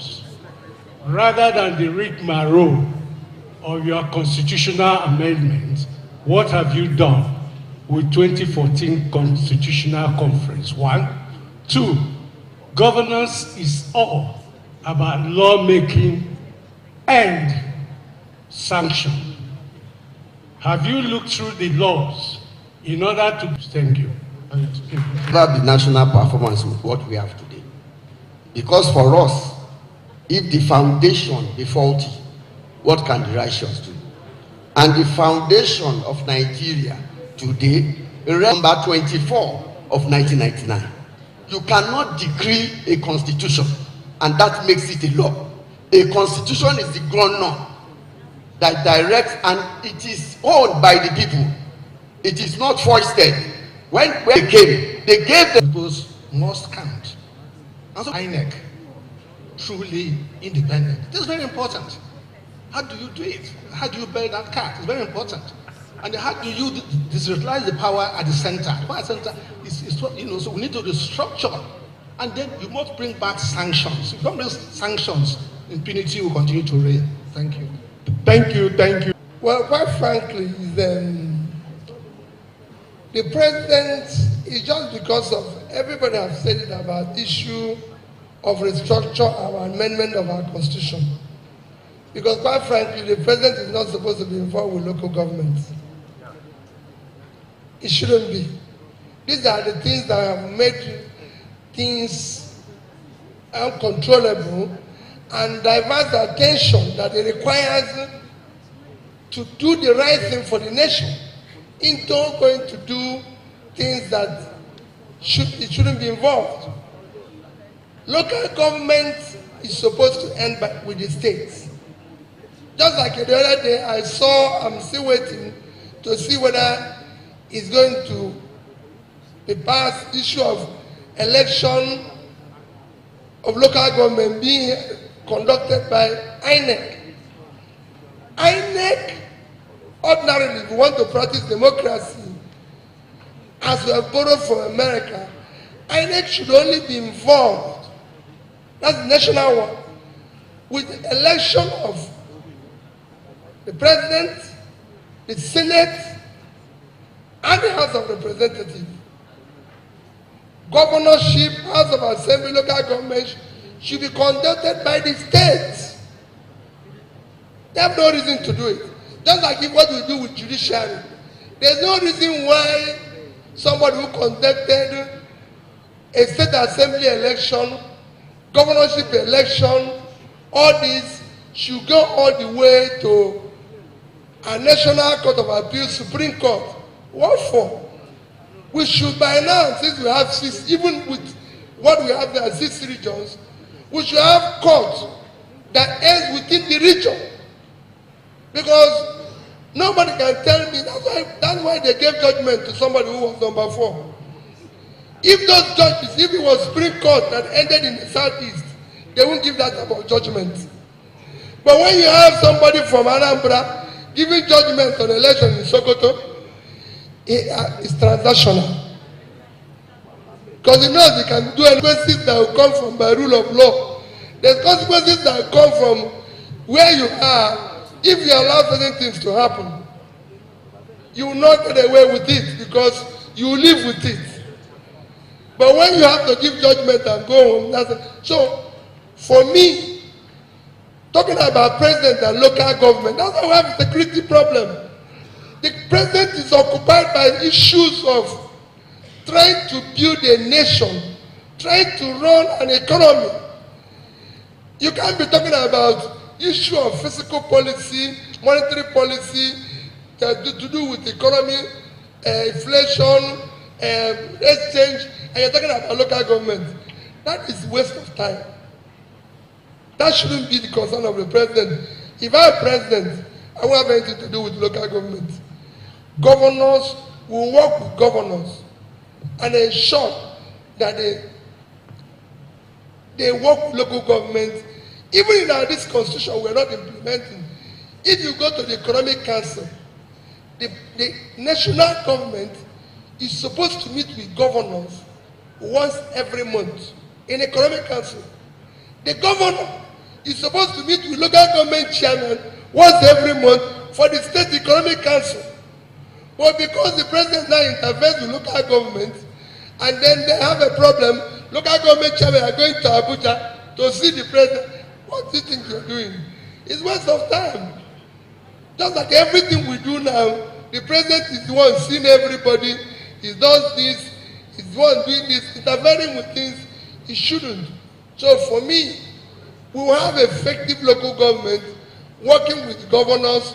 The governors will be meeting with the president, and there should be regular meetings. Pastor Tommy has said it here, and it's not because he said it. I said it earlier. President Yaradua was exceptional. And so were other presidents until recently. They were listening. You can call them any day. I said it before. I called Pastor by 2 a.m. I had issue in my state, 2 a.m. We had issue in my state. I called him, he picked up the phone, and I could see him talking to a minister, saying, "Are you sleeping?" By 2 a.m. Today, people don't even see the president. You make an appointment, you go through chief of staff, you go through this. But as governor, we are authorized to see the president without going through anybody. I just come and say, I want to see the president, I have issue. So these are things that helps governors. And local government chairman should have the same access with the governor. Even what you said about recruitment, because I was governor, so I can mention that. Go and ask anybody. They know most governors don't even interfere in recruitment of judges. I didn't know who. Somebody was asking me, who and who did you appoint as judges? I said, me. I didn't know. We just have judicial council. I said, go and ask them. I never interfered in anything, not even in admission. One of the first experiences I had was a vice chancellor in our university came and said there's the allocation for office of the governor for admission. I said, VC, if it's not that because you're a good man, I would have sacked you today. If anybody wants admission, let him go. If you have cut-off point, let them go. That even me, I didn't pass jam the first time. Me. And it's not easy. So let them go and repeat. Like I repeated then. So why would you come and say I should tell somebody? Let them go and repeat that. That I took jam and I didn't get the cut-off point. So I went second time. I made sure I was on top. So if anybody fails, let him go and repeat. There's nothing in that. And these are things we have cultivated here. Parents are not getting involved with admission of their parents. They are not getting involved with their children. They are not getting involved with the exam, with everything. Who says that? No. We need to start. Governors, I was governor. I didn't get involved with any of those things. You do the right things. That is the only way you can endanger followership, respect, and anything. If anybody tell you that P2B appointed him judge, let him come. I didn't even know how they appoint judge. They just said these people will be sworn in as judges. I swore them in. And I went to court. And everybody knows that I've never given any judge money. If you give judgment against me, okay, one day you will judge against yourself. Because that thing you did that was wrong will come around to affect you.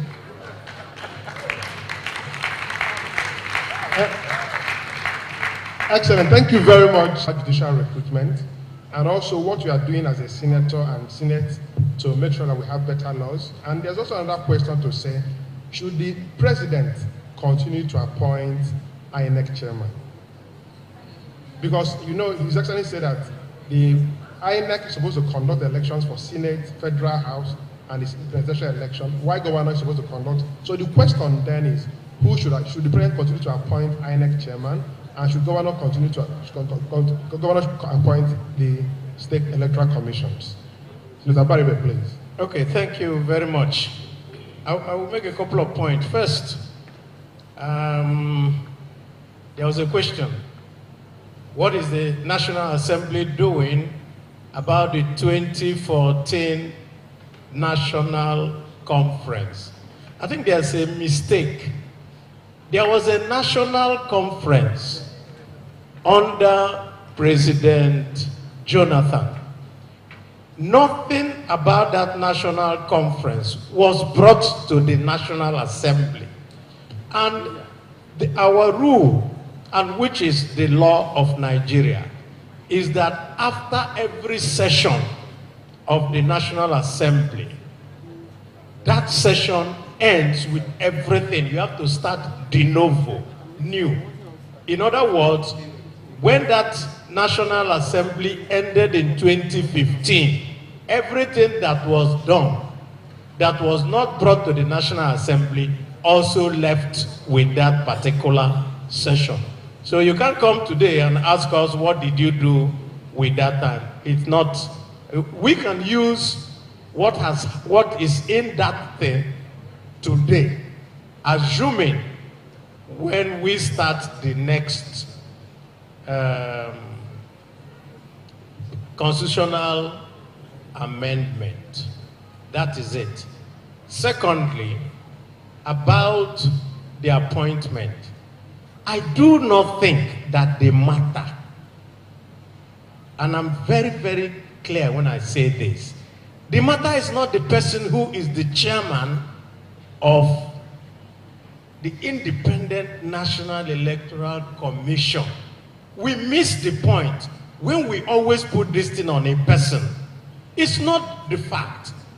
Today, no matter what anybody tells you, we have the technology to remove all elements of people deciding whether they will upload the result or not.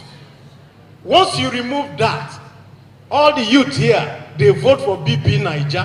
Who determines how they do it? None of them complains about it. It means that the technology is available for us to vote, and our vote goes directly. That is what we need to do. At that point also comes to what our lady here talked about concerning insecurity. Let me tell you, ma, I was arrested by DSS under Buhari in front of a barber shop when I went to cut my hair. And the DSS themselves told me that they traced me using my phone. There was no NIN at that time. Today, there is NIN, there is BVN, there is everything, and somebody is kidnapped and money is paid into an account by transfer, and the police and the security people will tell you they don't know how to go there. It is wrong and it is not correct. They have all the technology they want. If they want to catch you today, they will catch you.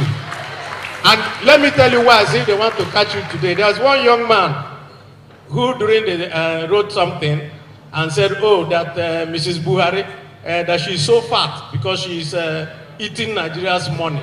They traced him to Jigawa and caught him. What did they use to catch him? So let nobody tell you that these security people don't have what they do.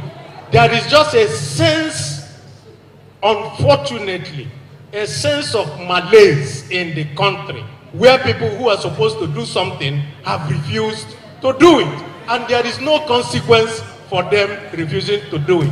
Just like Governor Sule said, any president that gets up and calls all the people and line them up and said, I will take it no more.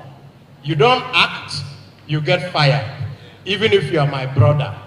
Once that happens, you will see everybody wake up. All that happens today is simple.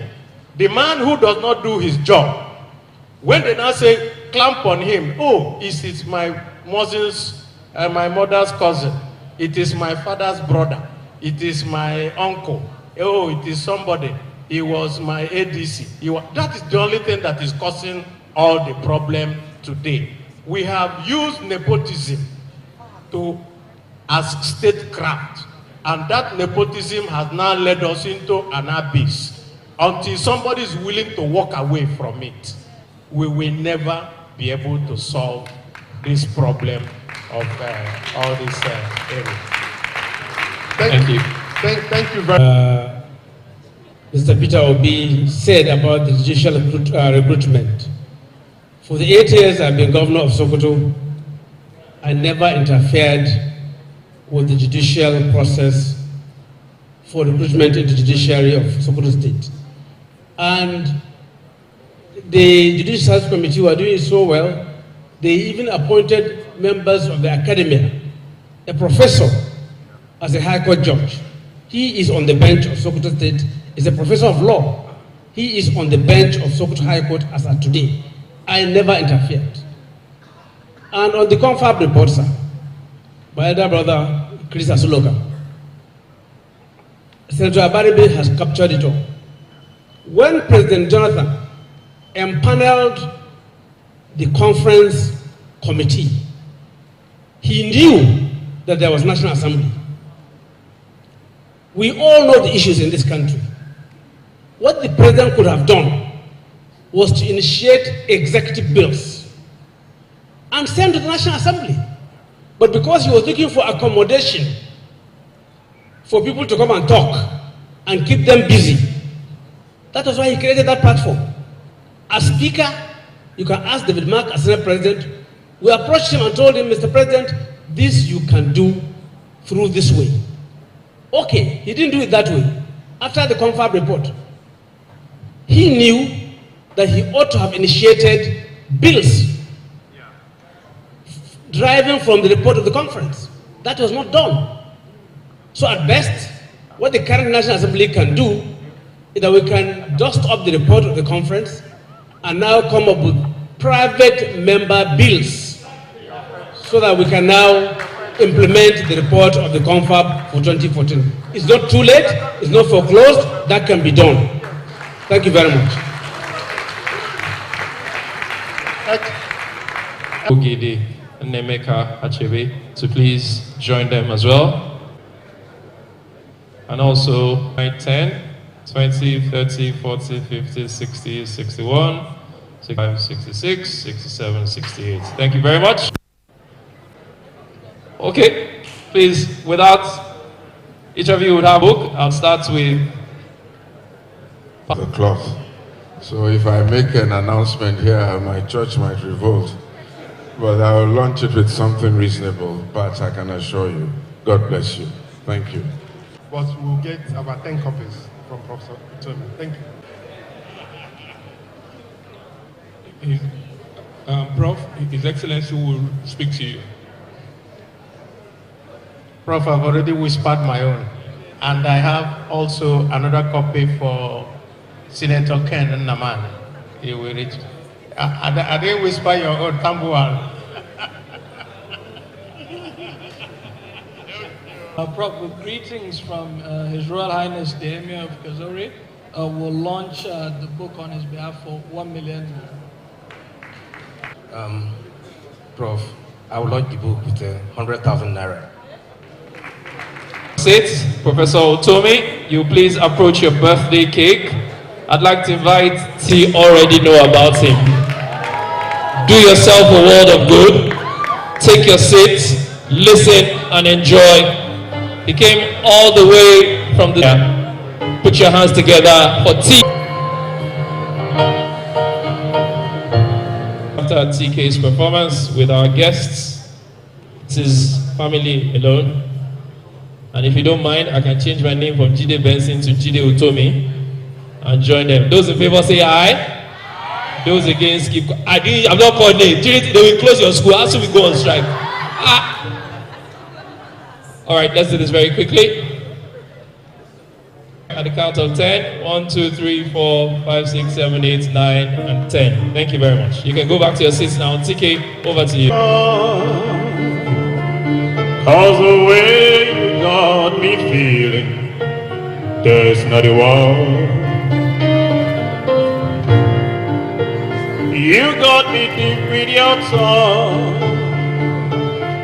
So my love for you, baby, is never ending. Would you stay with me tonight? Cause my love for you, baby, is never ending. Would you stay with me tonight? Cause my love for you, baby, is never ending.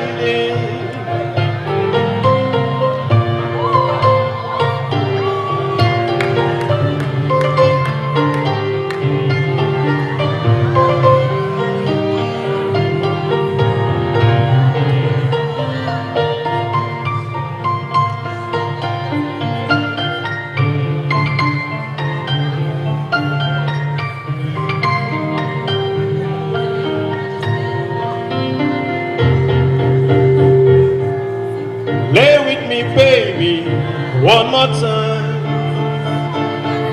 Cause I cannot get you off my memory, darling. You're the smile lights my world. So my love for you, baby, is never ending. Would you stay?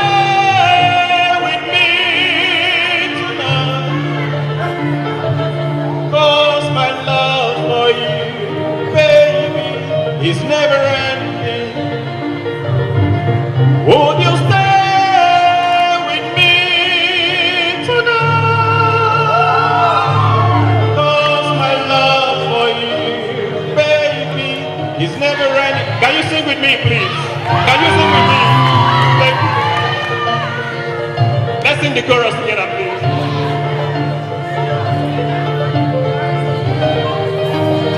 simple. Thank you very much, ladies and gentlemen. The final act for today is not...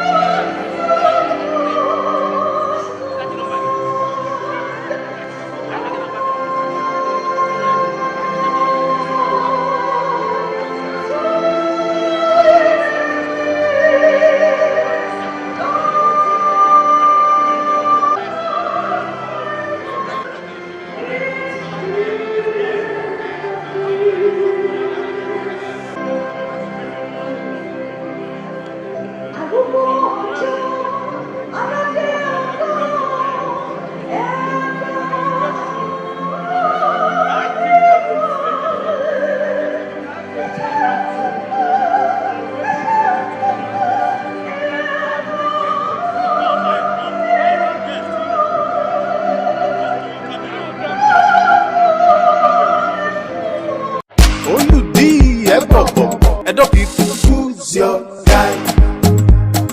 Now Olumide Akpata. Oludi. See as we dey like beans and rice. Edo people, I will never leave your side. I will never ever. I dedicate my time forever. Time to you, my people. Even if the road be rough, I know mine. Cause together we shall stand. My people, make we all come out on election day and vote Olumide Osaigbovo Akpata, una guy, as governor of Edo State. He ready to change our story and bring better life for we and our pikin them. Vote Labour Party, the party for Papa, Mama and Pikin. Make we vote well, oh. Oludi, confirm. Now you be our guy. Labour Party, forward ever. Olumide Akpata. You are cordially invited to the 3rd Annual Choir Festival with the theme, Messiah My Father.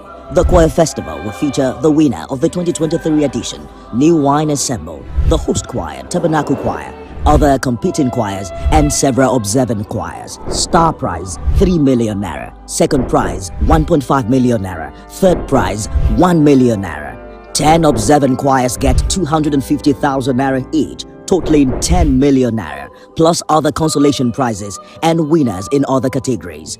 Date is Sunday, 16th June 2024. Time 12 noon prompt. Venue Abraham Tabernacle, Oba Irinwale Road, GRA Shagamu, Ogun State.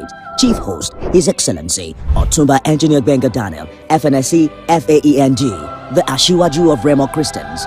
The Choir Festival, improving the art of singing in our churches. Hello, I'm Bimbo Oloyede.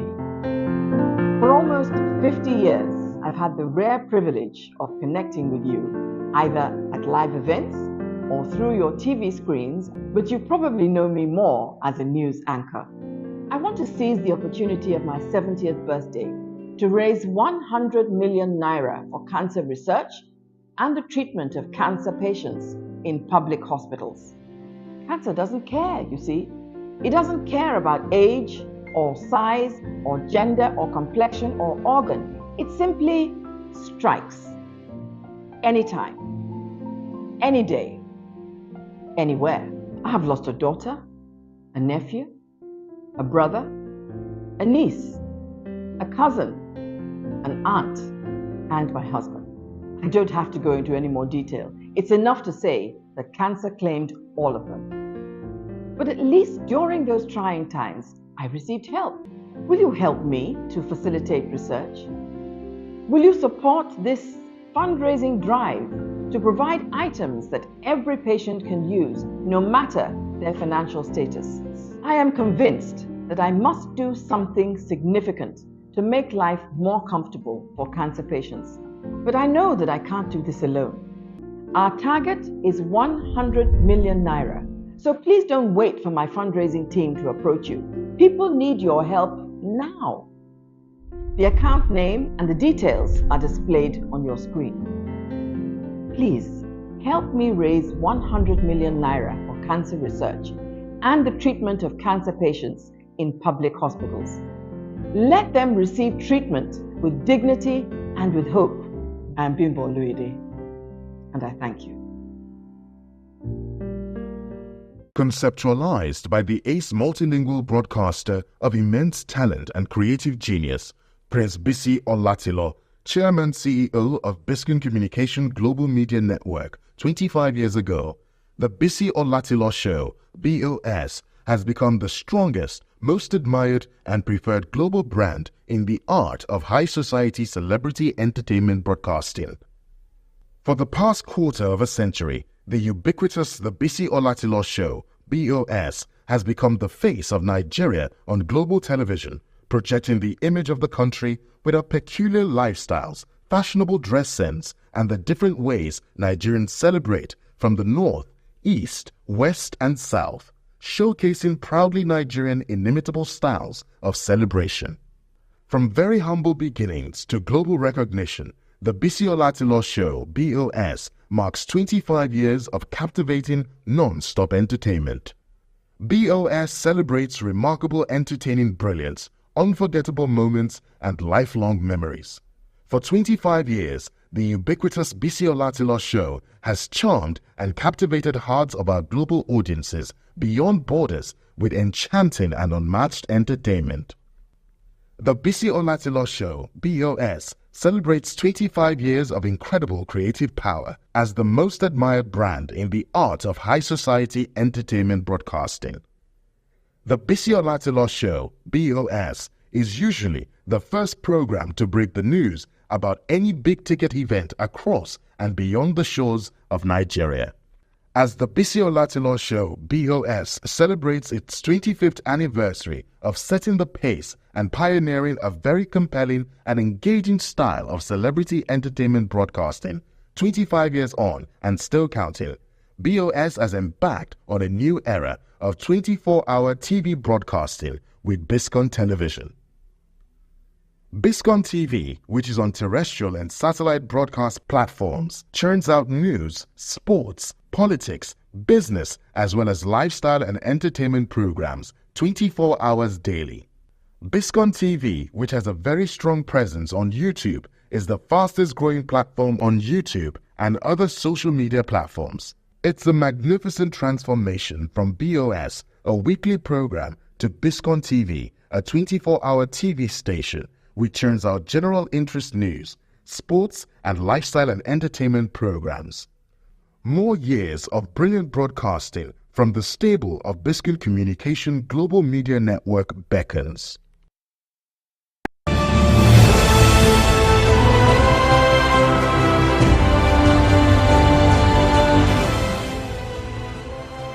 The 10th Anniversary Memorial Lecture in honor of His Excellency, the late Dr. Olusegun Kokumagagu, CON, was held on Wednesday, September 13, 2023 at the Civic Center in Victoria Island, Lagos.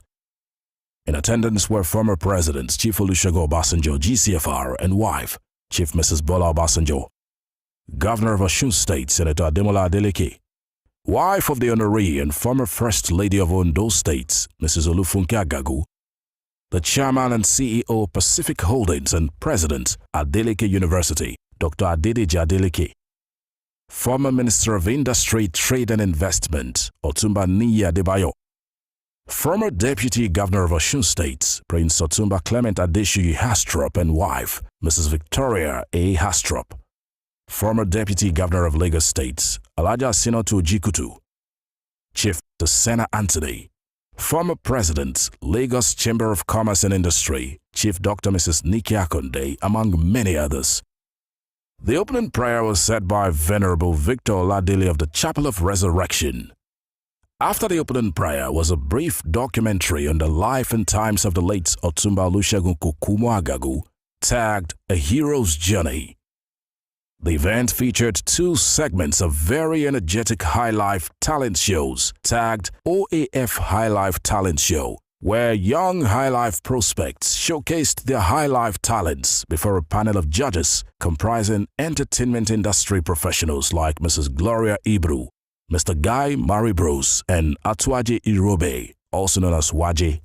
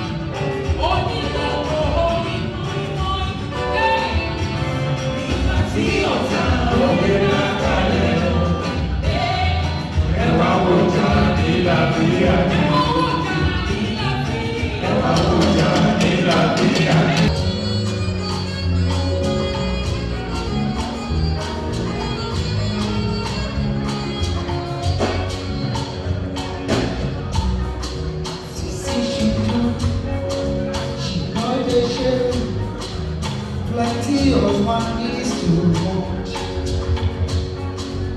If you must go, don't bother yourself. Please let her go, nobody cares.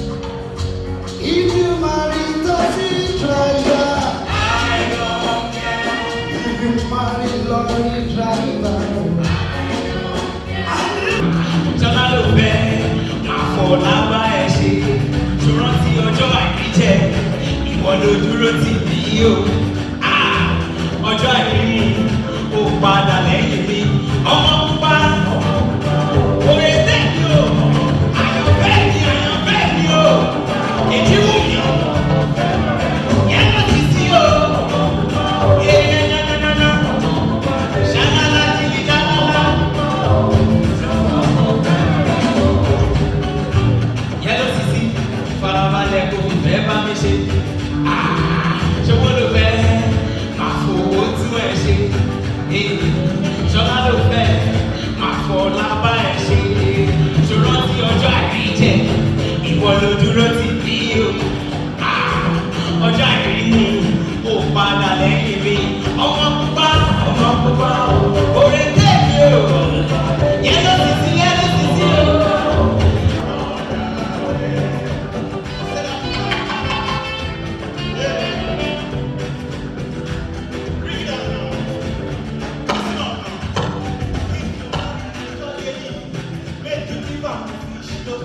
if you don't give up, fish you, she won't on.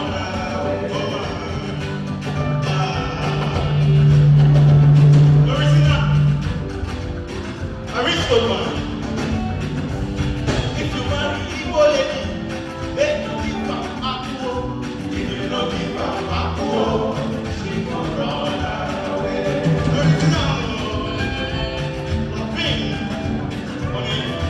Rolling on the bar. Listen up.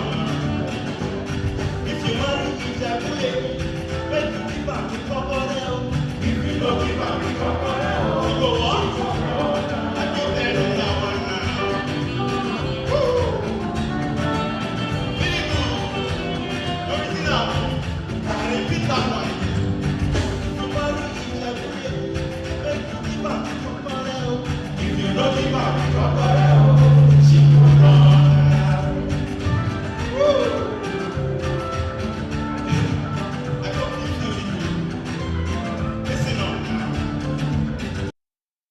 A high point of the event was a special rendition by former President Chief Olusegun Obasanjo, renowned Afro-Juju sensation King Sunny Ade, and the Governor of Osun State, Senator Ademola Adeleke, which kept everyone present on their feet.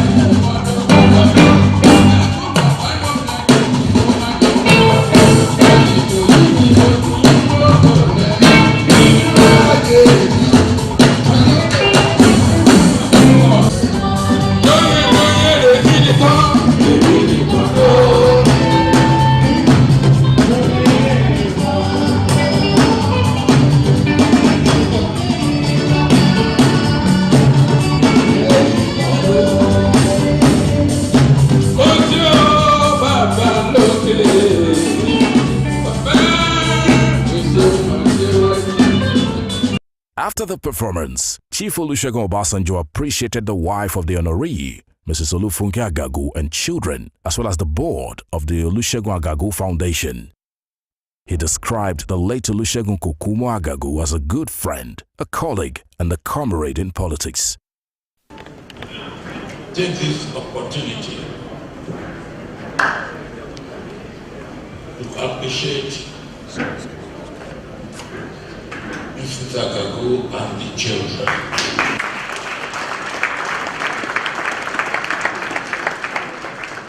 For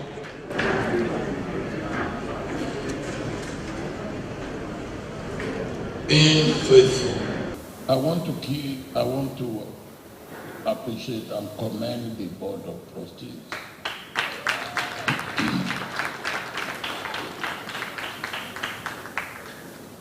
Having tried to establish and run a foundation myself, I know how difficult it can be. Sustained. But the point really of this evening, after the entertainment and enjoyment and relaxation, is that what we are doing is to look for talent wherever we can find them and encourage them in any walks of life. This was for